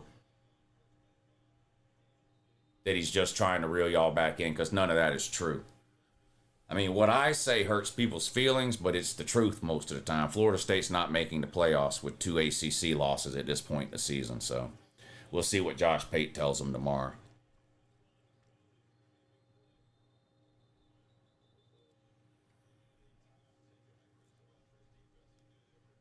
I remember that, Andy. Yep, at the Wild Wings up there in Columbia. Well, I remember some of it. I remember the first half. And it gets a little foggy after that.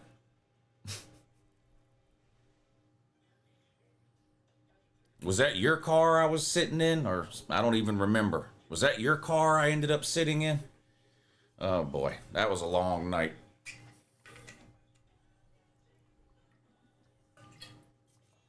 That was the night Florida or Georgia lost to Bama.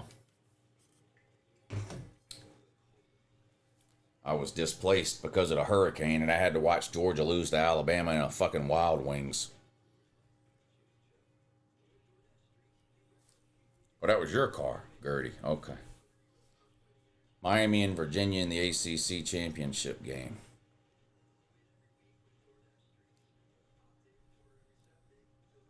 It's going to be hard for Georgia Tech not to make the ACC championship game. Need to flip the Georgia helmet until they beat Bama. No, it would stay turned over forever. Can't do that. I hope you go hard on Penn State tomorrow in the Your Season Is Over video. Yeah. Don't worry, Ohio State, man. Booty Sniper, thank you for the super chat. He says, how about 99% of North Carolina fans leaving before halftime, and I didn't see this little trick girlfriend anywhere on the sidelines or in the stands? Wouldn't it be something if North Carolina got so bad that Jordan, whatever her name is, broke up with Bill Belichick because he sucked as a coach? That would be hilarious. Thank you, Mike Milley, Ohio State man, and Booty Sniper for the super chats. I really appreciate that. Appreciate y'all hanging out tonight and helping to support the show. That really means a lot. I know there's a million different ways everybody can spend $1, so I really appreciate when y'all choose to help support the channel with that super chat. It really does mean a lot. Lou almost getting into a fight with the Gump fan at the sportsbook after they lost to Vandy was probably my favorite LouTube moment from last season.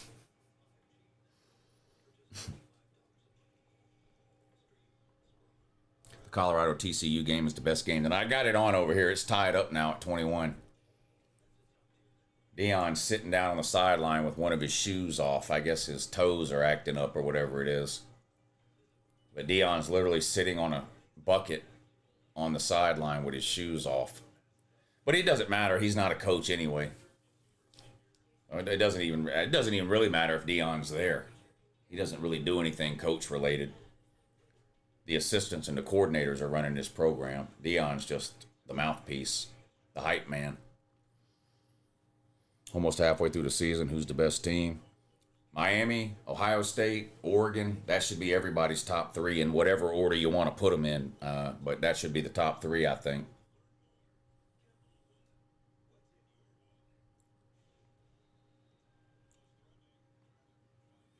Bama bandwagon fans don't know shit about the bad eras. Ohio State bandwagons know everything because they're never bad.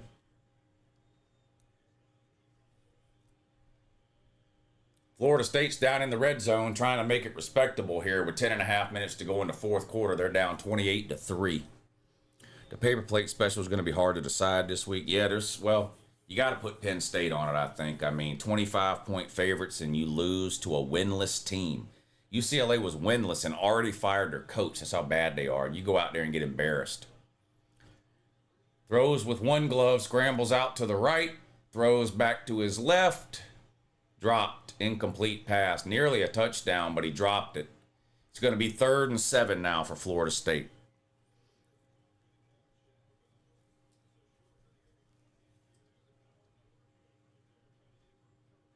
Which was the better game, the Penn State-UCLA game or the Virginia-Louisville game? I didn't watch the Virginia-Louisville game, so I can't really say. They were both close at the end. But UCLA really dominated the majority of that game against Penn State. 3rd and 7 for Florida State. They're on the 8-yard line. Can they score? 4 wide. Throws with one glove in the pocket. Steps up. Throws, caught, touchdown, Florida State. Might be too little too late, but that's not going to stop them from doing some stupid-ass touchdown celebration in the end zone for no reason that they can upload to TikTok later. TCU with the ball, pass incomplete. Colorado just scored to tie the game up at 21, so we'll see what's going on here. 4th and 9, TCU's going to have to punt it away, so don't look now, but Colorado trying to play some defense here. Fair catch. No, not a fair catch. Caught the punt, stumbled backwards for a loss of 2 yards. But Colorado will have the ball with a chance to take the lead here after they tied it up on their last possession. 2-point conversion attempt for Florida State, because why not? Throws with one glove into the end zone, incomplete. But there are flags down. Florida State's going to get another opportunity there. What to? I don't know what that means, Booty Man, but thank you for the super chat, but I don't know what to means. Florida State playing like they have tap water in their Gatorade bottles. Dang. Yeah, UCLA beat Penn State, yeah. Yeah, down bad. The Penn State man is down bad. That's a bad loss. There's really no way to sugarcoat it. Losing to UCLA, not the worst thing to happen for Penn State these last 15 years. Well, yeah, there is the whole Sandusky and covering up child rape thing that went on there. It's pretty bad. Jet sweep for Florida State. The 2-point conversion is good, and they're going to get him for a horse collar. So 15-yard penalty. I think that gets tacked on to the kickoff now. But yeah, they're going to get him with a horse collar there.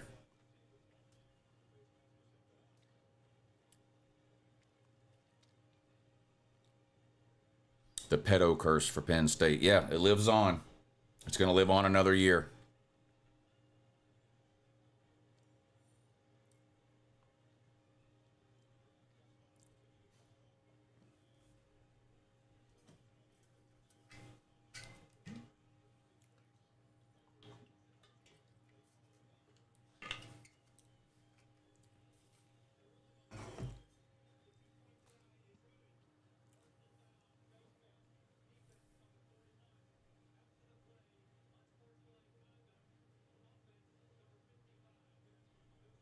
Offsetting penalties after the horse collar, because Florida State committed an unsportsmanlike conduct penalty after the play. So those penalties are going to offset. So we'll just get a regular kickoff here. I don't know what the penalty on Florida State was on.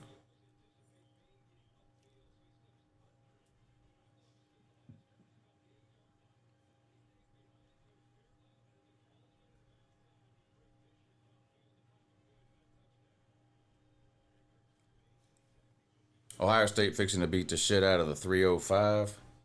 Out of Miami? Well, they're not playing. They don't play. Unless you're talking about the playoffs. Unsportsmanlike conduct on Florida State. Go hand to hand. Yeah.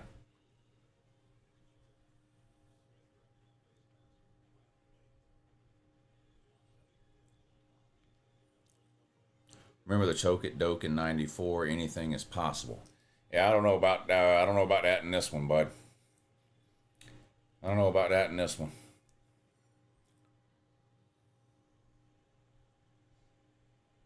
Why are Florida State stands half empty? That's alarming. 10 minutes to go in the game and nobody there. Oh, what toes? Okay. I got you. Dion's toes. The convicts look pretty damn good. Lou, do you think Texas will start Arch Manning against Oklahoma? Yes, I do. Yes, I do.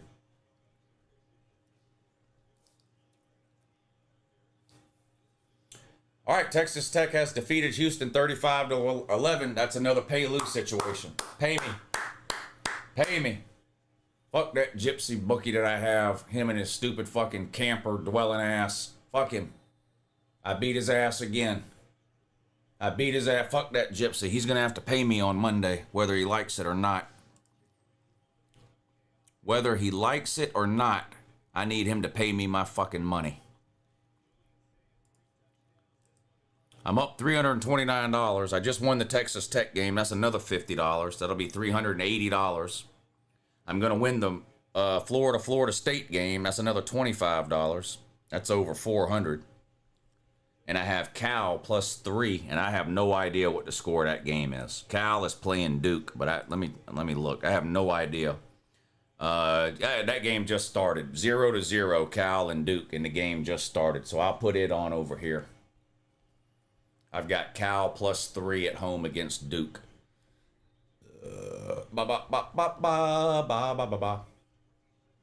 What channel is that silly ass game on? ESPN for no reason. Makes perfect sense because it doesn't make any sense at all. Ohio State gives up 5 points per game. Like how? What do you use to bet on the games? I have a local bookie that I use. The bets are made online, but no money is exchanged online. We settle up every Monday. The bets are just made. There's a website where the bets are made, but the bookie is local. And we just settle up on Monday. CASHAPP or PayPal or whatever.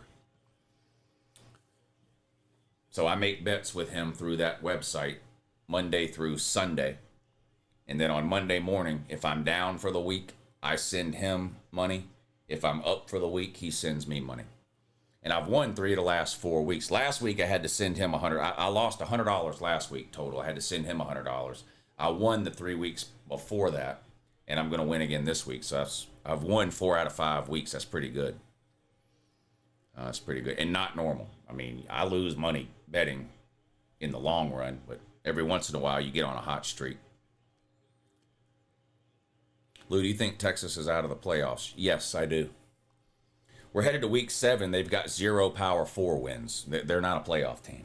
Neither is Penn State. Same thing. Texas and Penn State have 0 Power 4 wins combined. That's pitiful. That's pitiful as fuck.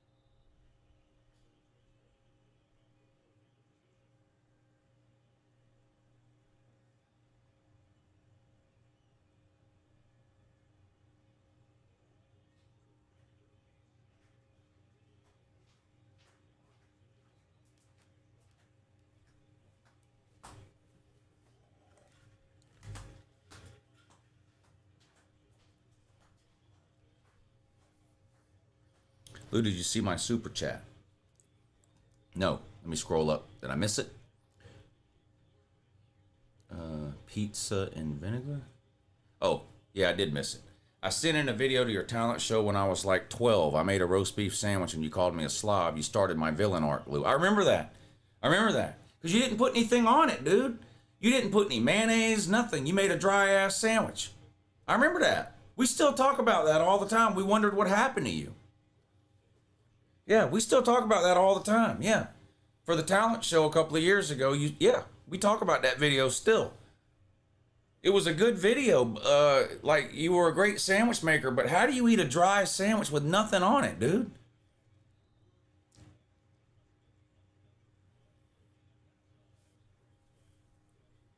Yeah, I remember that. I made a roast beef sandwich and you called me a slob.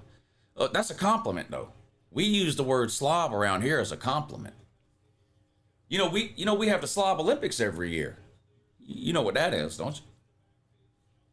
Y'all know what the Slob Olympics is, don't you? We have a huge get-together every year in March. I mean, I'm talking 100 people show up.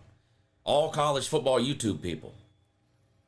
Either content creators or people from the comments section. Well, it's like 100 people show up every year in March. And we do this thing called the Slob Olympics where we do a series of just ridiculous... we do like paper, rock, scissors, spelling bees where we try to spell like 5th grade words. 40-yard dash. How many push-ups can you do in 60 seconds? Just weird shit like that. Slob Olympics. But the word slob around here is a compliment. But yeah, man, you made that sandwich, but you didn't put nothing on it. I remember that. 3rd and 10 for Florida State inside their own 5-yard line. Throws with one glove, is standing in his own end zone. Throws over caught. First down, Florida State out to the 18. So they managed to pick up the first down here.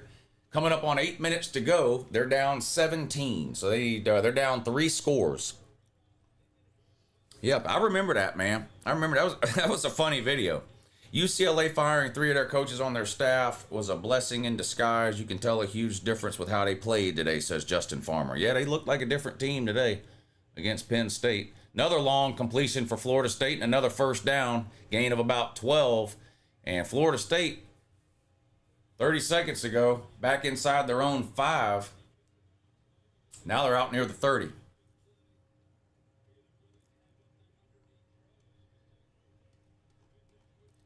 FSU won't give up. Yeah, they just won't go away, will they, Tyler?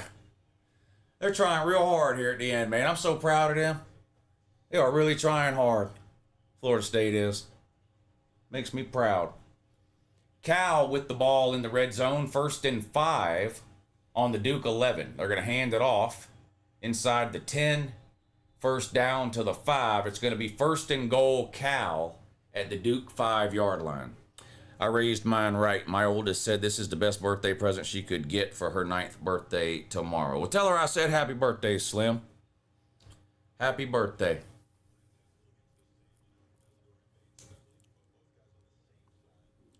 Lou, I hate your shirt. I know you do, bud. That's why I wear it. Lou, what would you put on your sandwich? What do you mean? Mayonnaise at the very least. But on a roast beef sandwich, maybe some horseradish sauce or something. You can't eat a dry ass sandwich. You gotta put something on there. Whatever your favorite condiment is. You can't eat a dry sandwich. No, not Miracle Whip. Come on, man. That's not even mayonnaise. Yeah, Duke's. Duke's is the only mayonnaise that I use. Fuck Hellman's.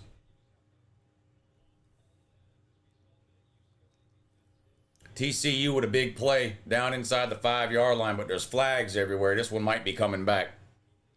Penn State lost to Nico. Yeah, that's how you know you're down bad. Cal throws into the end zone. Touchdown, Cal. So far, so good on that one, too. We got Cal +3 on in this one against Duke, and they're going to take an early lead. 9 minutes to go in the first quarter. It's going to be 7-0. Thank you, Ballard, for the super chat, buddy.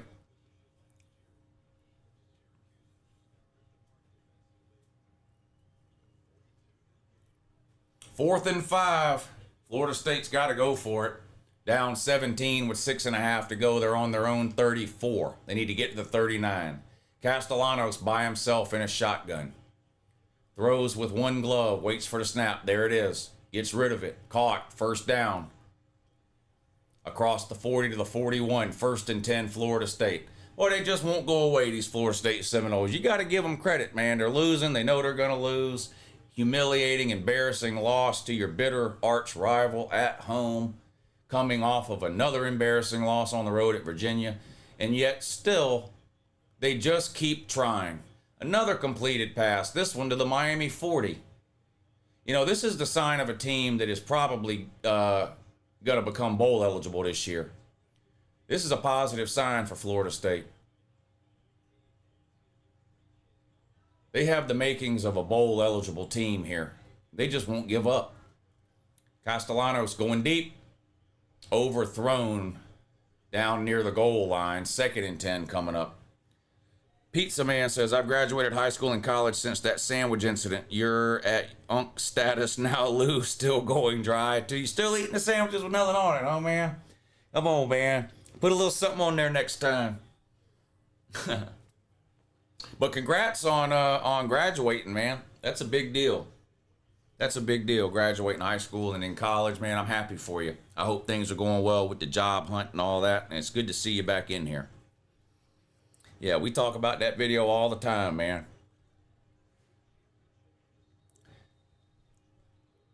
I still do that morning show over on the 2nd channel. You ought to come say hi over there one morning. People would love to hear from you. What's with the barking in that now, Bird? Come on, man.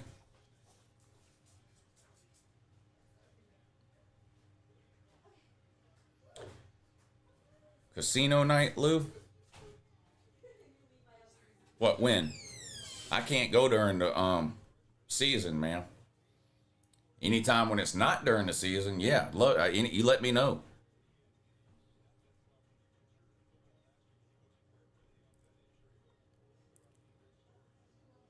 Lou has a dog. Yeah, a dog and a cat. The dog's name is Burgle. The cat's name is Monkey.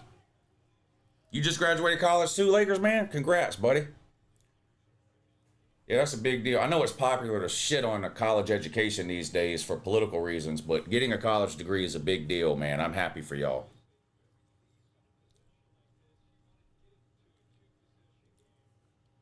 Are you going to stream the visitors? I'm streaming at 12 on Saturday, so if they're in this room, they'll be on video. So that'll be up to them whether or not they come in here. But if they come in here, they'll be on video. They know that. 3rd and 5 now for Florida State on the Miami 35. They're down 17, though, with 5.5 minutes to go. Castellanos in the pocket, steps up, hit from behind, gets rid of it as he was being sacked. Incomplete pass. Kentucky football is in purgatory because we need to move on but can't afford to. I feel like in a happy housewife married to a rich man. Yeah. I mean, Stoops had a couple of good years where it looked like things were kind of, you know, had a couple of 8-9 win seasons. They were ranked inside the top 15 a couple of times, but the last several years has not been good. Missing on the quarterback with the portal deal has not been working well for Kentucky. They went and got Brock Vandagriff last year. That didn't work. Now they've got a retread and Zach Calzone. That didn't work. Now they're playing the backup Boley. That's not working. I mean, they just have had a hard time getting that quarterback position nailed down, and that's really hurt them. And unfortunately, because of the state of college football with rev share and having to pay the players $21 million a year, Kentucky and a lot of other schools are having to keep coaches that normally they would have fired by now or this year. But they just can't pay those huge buyouts because they got to pay the players $21 million. Castellanos throws incomplete, broken up by the Miami defender. Would have been a first down. Good defensive play by Miami that time. TCU has scored to take the lead, but there's another flag down. Florida State is just like herpes. Yeah. It just keeps popping up, don't it? They just won't go away. They just won't go away. Thank you, Booty Sniper and Bluegrass, for the super chats. Burnett family says mayonnaise equals ranch. No, mayonnaise is not ranch. I disagree strongly. I like both mayonnaise and ranch dressing, but they're not the same. For example, I would never dip French fries in mayonnaise and eat them, but I will dip them in ranch. I would never dip celery in mayonnaise and eat it, but I will dip it in ranch. I would never put ranch dressing on a ham sandwich. I obviously would put mayonnaise on a ham sandwich. So I disagree that they're the same. Disagree strongly that they're the same. Sad what happened to Mark Sanchez. I haven't looked into that yet, but the comment section has been telling me about it pretty much all day. And yeah, I don't know what he got himself into, but the first thing I heard was that he got stabbed and he was in the hospital. And I was like, what? Then they said then an hour or so later, comment section said, yeah, he's in stable condition. Okay, good. Then an hour or so after that, it was like, yeah, and he got arrested in his hospital bed for like aggravated assault and burglary of a car or something. So I don't know the story. I'll have to look into it and see what happened, but wow. Not a good look for Mark Sanchez. Just when you thought it couldn't get any worse than the butt fumble for Mark Sanchez, he goes and gets himself stabbed and arrested in the same night. So, I mean, I can't really talk shit about the being arrested thing. I mean, I've spent more than my fair share of nights in the clink, but I've never been stabbed and I've never broken into a car. So I don't know what was going on there. I'll have to read up on that before I talk too much more about it. But that's the story as far as I know it so far. Castellanos, 4th and 8. Throws complete. Look at this. They won't give up, will they? 4th and 8. They complete the pass for a first down. Damn Florida State. Well, they won't give up, man. I like that they're I like that Florida State is making their fans like edge of their seat deal, like maybe there's a chance type of thing.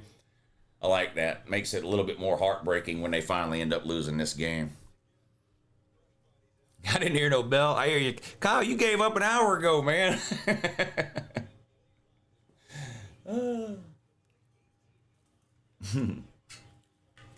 Miami, the AP #1 tomorrow. It wouldn't shock me. Very good case to move Miami to #1 tomorrow. If Indiana beats Oregon next week, where would you rank them? If Indiana beats Oregon, they'd be 3rd.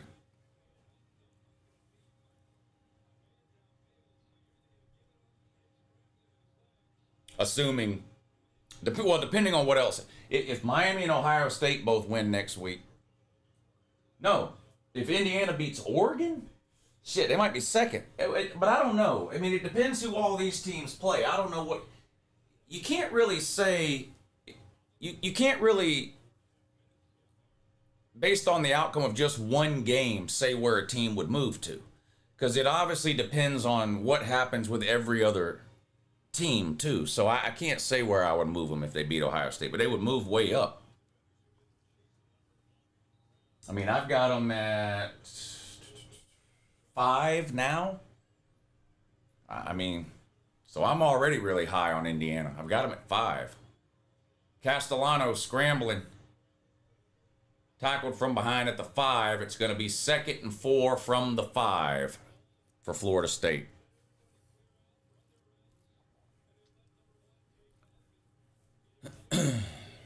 Penn State has no place in the top 25. It's a joke. They're not going to be in my top 25. Or Texas. Texas and Penn State, neither one have any wins against Power 4 teams. I'm not ranking either of them. Now, I don't do my ranking until Monday because it takes me all day to do the Your Season Is Over video tomorrow. But they won't be ranked in either. Neither one of them will be ranked at all. Touchdown, Florida State.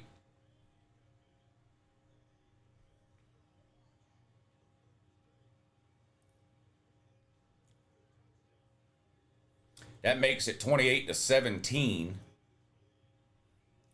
And it looks like they're going to go for 2.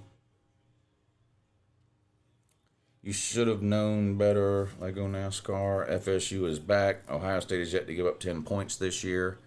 I would pick Miami over Ohio State on a neutral field. Why go for 2? Drew Aller and Cade Klubnik, most overrated QBs. You could add Nussmeier to that list too. And Arch Manning. Yeah. Basically, all the quarterbacks they told us in the offseason that were going to be winning the Heisman, they're all terrible.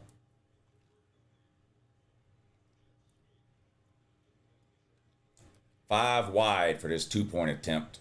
Castellano shotgun. Snap. Scrambling. Throws. Caught. 28-19. So a 9-point game here. With 3:22 to go. Florida State's got all 3 timeouts. So Miami needs 2 or 3 first downs to end the game. FSU can't come back with 3:22 left. Well, they can. They'd have to force a punt here. But if Miami gets 2 first downs, it's game over. 2 or 3. 2 or 3 first downs would end the game. If Florida State forces a 3 and out and gets the ball back, then they'll have a chance. They'd have to force a 3 and out, get the ball back, score, and then kick an onside kick. In your opinion, who's the worst QB you've seen since 2020? Oh, I don't know. I'd have to really sit down and think about that. I mean, that's a 5-year period of time you're asking about there. Jeremiah had 2 touchdowns today, might run away with the Heisman. Two touchdowns, I don't know, is that a Heisman performance? I feel like a lot of wide receivers probably had 2 touchdowns today.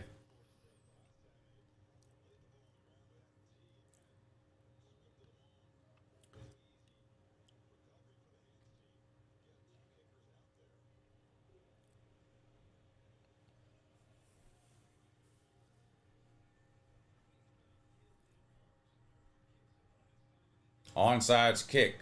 Why, I don't know. Boy, Miami got extremely lucky there if they recovered that. That was, I don't really know why they onside kicked it there.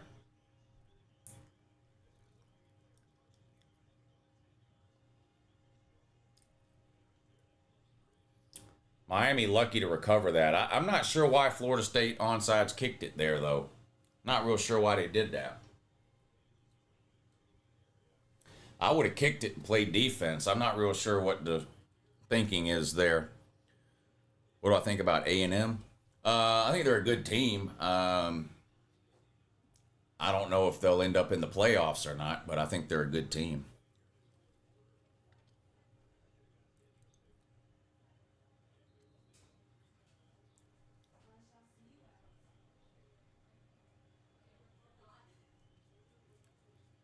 First and 10, Miami. Beck in a shotgun. Snap. Handoff. Looking for a hole. Gain of about 4. Florida State will take a timeout. 3:13 to go. A couple of first downs will end the game.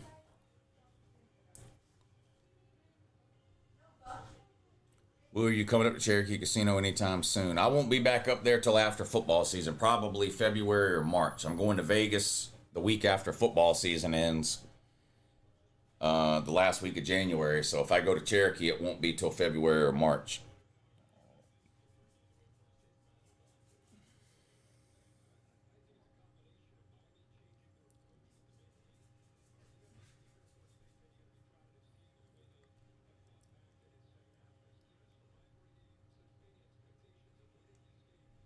Cal's up 7-0 at home over Duke. 6:38 to go in the first quarter. That's the last game I have a bet on today.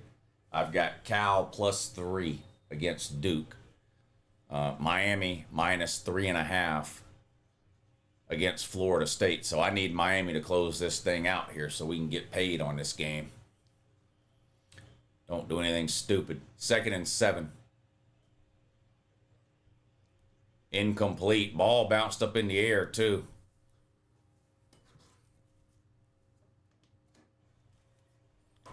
Third and 7. If Miami doesn't get this first down, Florida State's going to get the ball back with 3 minutes to go. They still would need to score twice, but the way they drove down the field last time, if I was a Miami fan, I wouldn't want to see my defense back out on the field right now. Miami needs to find a way to pick up this first down. I say Ty Simpson will win the Heisman, you talking about? 3rd and 7. Carson Beck throws complete behind the line of scrimmage to the tight end. It looks to be a little bit short of the first down. Looks a little short. It's going to be 4th and 1. What does Miami do here? You got that offensive line. You're paying all kinds of money. I'd line up and pick up this first down and end the game's what I'd do.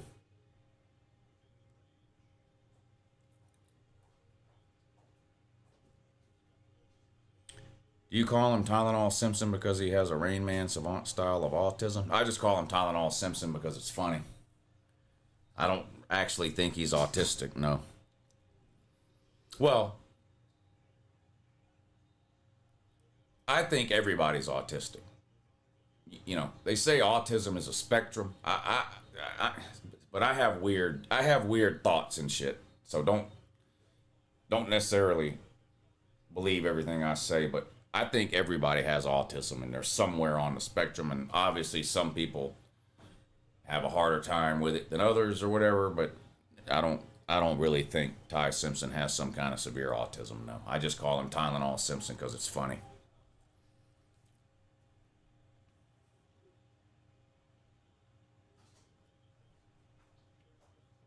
They're going to go for it. 4th and 1. Handoff. They got the first down, but there are flags everywhere. It's either going to be offsides on Florida State or false start on Miami.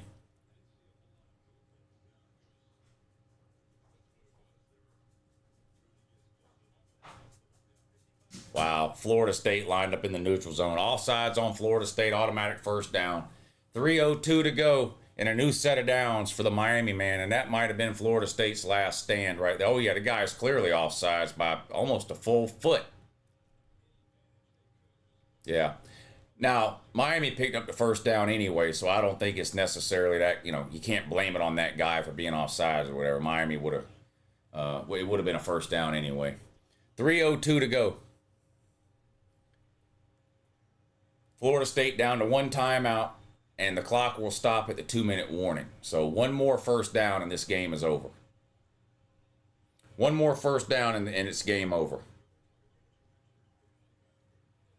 Any baseball bets? No, I only bet baseball when there's no football on. So I bet during the week. I bet on Monday, Tuesday, and Wednesday this past week. But no, I won't bet baseball again until Monday. Or maybe tomorrow. I formation. Handoff. Nowhere to go, loss of 2, but that really doesn't matter. It's all about just getting the first down and winding this clock down here. 2:33, Florida State's going to spend their last timeout. Burgle, what you doing? Come here. Why say hi? Look at that. He's saying hi to the bird. Look at there's people right there. Look, there's people right there. You see people right there? You gotta say hi to the people. Big purple.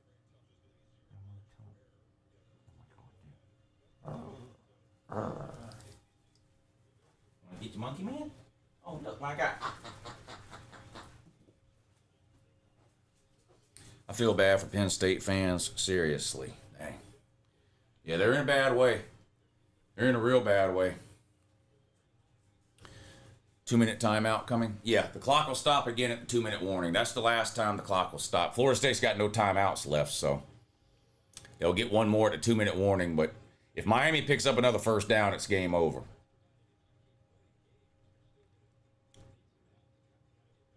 I wouldn't have been mad if Mario took the field goal on that 4th down.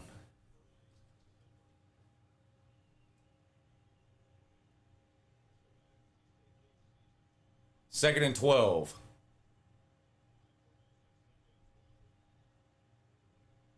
Handoff. Nowhere to go. No gain. 3rd and 12. The clock's going to wind down to the 2-minute warning now. We'll have a commercial break, and then when we come back, it'll be 3rd and 12. If I can't find a job after college, I'll move to Mexico with my buddy and start a drug cartel. Lucrative, but dangerous. Lucrative, but dangerous. All, you know, risk reward. It's all about risk reward. You know, what's your risk tolerance? Because it's a lot of risk, but it is very lucrative. Didn't you see that ship they took out? Hell no. I called Miami to cover but not blow out on the ACC show. Coming down to clock management. I like our chances, says Kyle. Mario going to do something stupid here at the end of the game.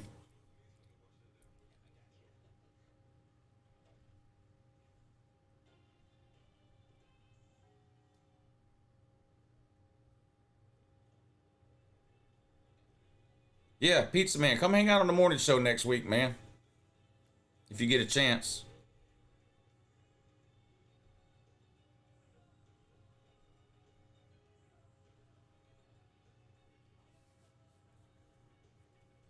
Colin Cowherd really said Texas versus Penn State in the Natty this season. Penn State was a popular pick. Penn State and Clemson, Penn State, Clemson, and Texas were three of the most popular picks. And none of them are even making the playoffs. Yeah, I got room, Gertie. Email me. I'm not joking or trolling.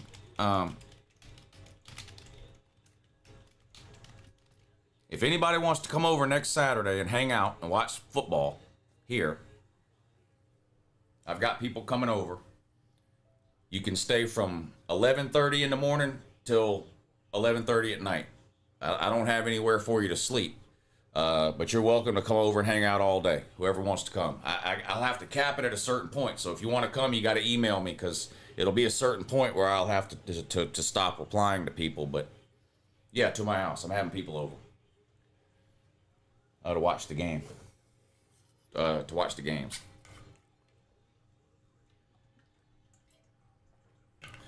You miss Beck at Georgia? Beck was good. Yeah, Beck wasn't the problem at Georgia last year. Can I come over? Yes. You don't have to ask individually. I'm just said anybody can come. You just have to email me.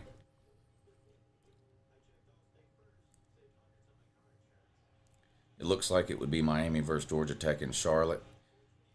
Only live 40 minutes for you, but I ain't no fun. That don't matter. Watching football is fun.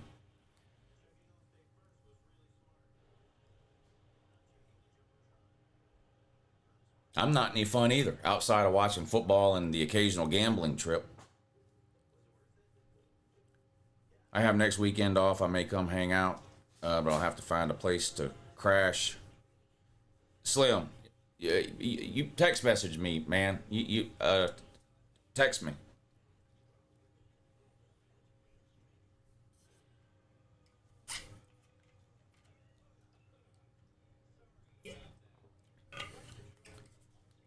You're not a stranger, Slim.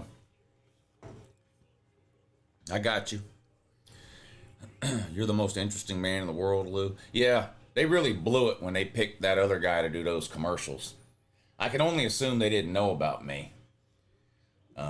Or obviously they would have picked me to do those most interesting man in the world commercials. I'm extremely interesting. 3rd and 12 for Miami. Here we go. 2 minutes to go. They're on the Florida State 27. They're up 28-19. Beck in a shotgun. Snap. Hands it off. Gets to the corner. Slides down inbound. So the clock will keep running. 4th down coming up for the Miami man. Under 2 minutes to go.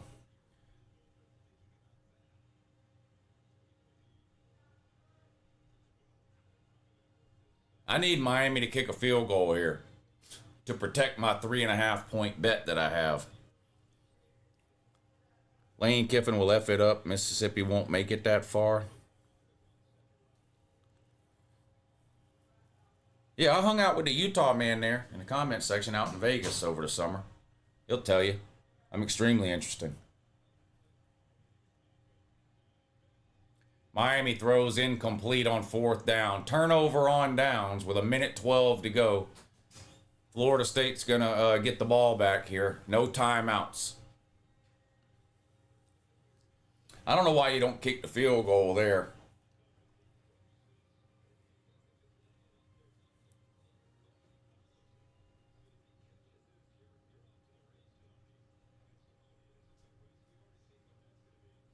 If you kick a field goal there, Florida State's got to score 2 touchdowns to win.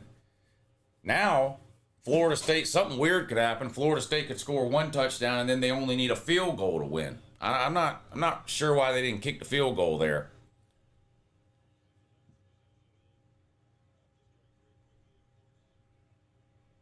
It's a 9-point game. A field goal makes it a 12-point game. I don't know what they were thinking there. Pass complete and out of bounds, but for no gain. So, didn't accomplish anything there except waste a down and take 5 seconds off the clock. 1:07 to go, 2nd and 10, Florida State.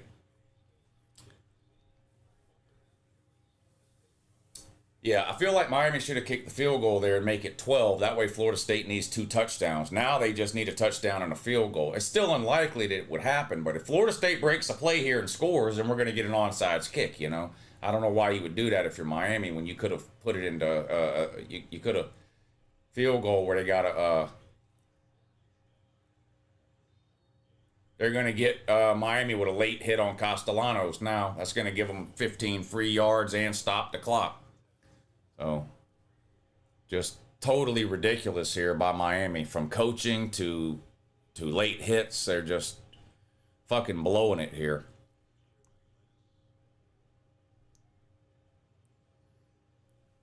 Yeah, dumb decisions like that'll cost you eventually, just like it cost them the Georgia Tech game a couple of years ago. So, I mean, that was dumb. You're up 9. A field goal makes it a 12-point game, which means Florida State would have to score 2 touchdowns. Instead, you go for it, you don't get it. Now, all Florida State needs is a touchdown and a field goal. Still unlikely that it happens, but that's not the point. I don't understand that decision-making there at the end for Cristobal. Castellanos back to throw on 1st and 10, running for his life. Gets rid of it underneath, caught, and gets out of bounds after a gain of about 5.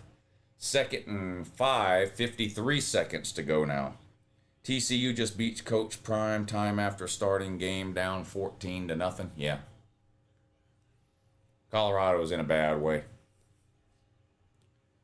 Coach Prime doesn't know what he's doing. That's pretty obvious.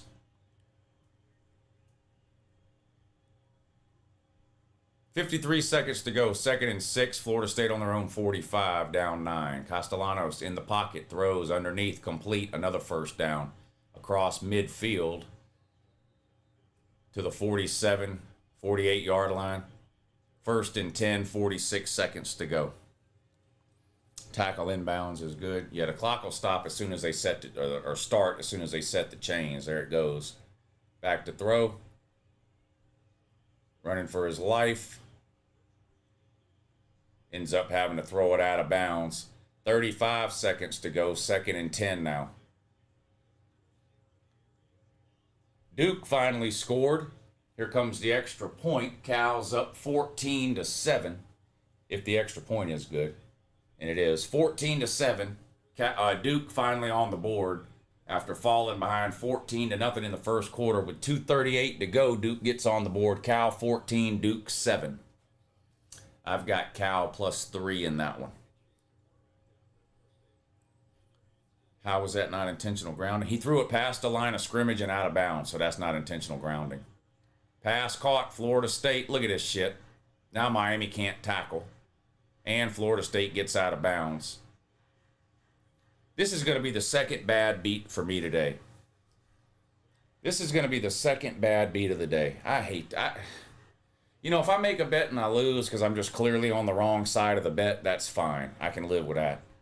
But when I lose bets and I'm on the right side of the bet and people just do stupid shit to fuck it up, that makes me mad. Like Jam Miller at the end of that Alabama game scoring a touchdown when he should have slid down at the 5-yard line to end the game. That cost me I had Vandy +10.5. Florida State's going to kick the field goal. That helps me, actually. This helps me that Florida State's going to kick the field goal. Kick is good. 6-point game. All right, so now we got an onside kick, and even if Florida State gets it, they're going to have 20 seconds left to score a touchdown, so...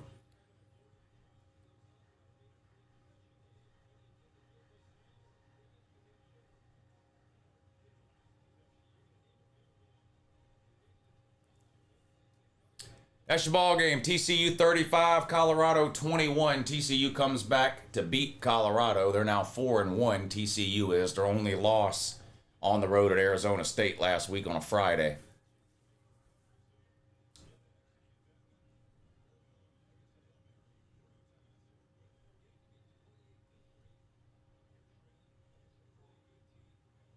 Colorado loses again. They are in a bad, bad way, Colorado is. They are down super bad. Super bad for Colorado. All right, here comes the onside kick. This will be it. If Florida State doesn't recover, then that's obviously game over. If they do get the ball, then they'll have an opportunity for a Hail Mary. So here we go.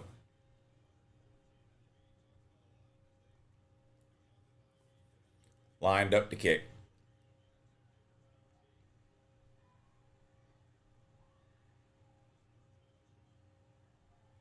There's the kick.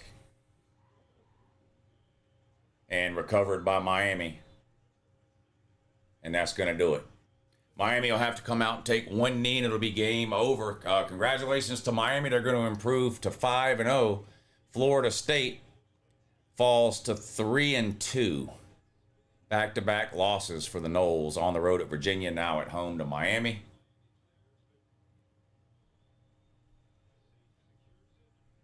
And I'm going to get out of here. Salute. Some of y'all hung out all day here today. Some of y'all were on the kickoff show, the noon games, the Patreon stream, and now the primetime games. Y'all are heroes. Y'all are heroes. So shout out to y'all. I had a great time today. I am wore out. I've literally been streaming since 9 o'clock this morning. I am wore out. But I had a great time hanging out with y'all today. Great day of football. Can't wait to do it again next week. The Your Season is Over video will be out the normal time tomorrow, 5, 6 o'clock, something like that. Call-in show Tuesday and Thursday night at 9. All right, y'all. I love you guys. I had a great time. Enjoy the rest of your weekend, and I'll talk to you next time.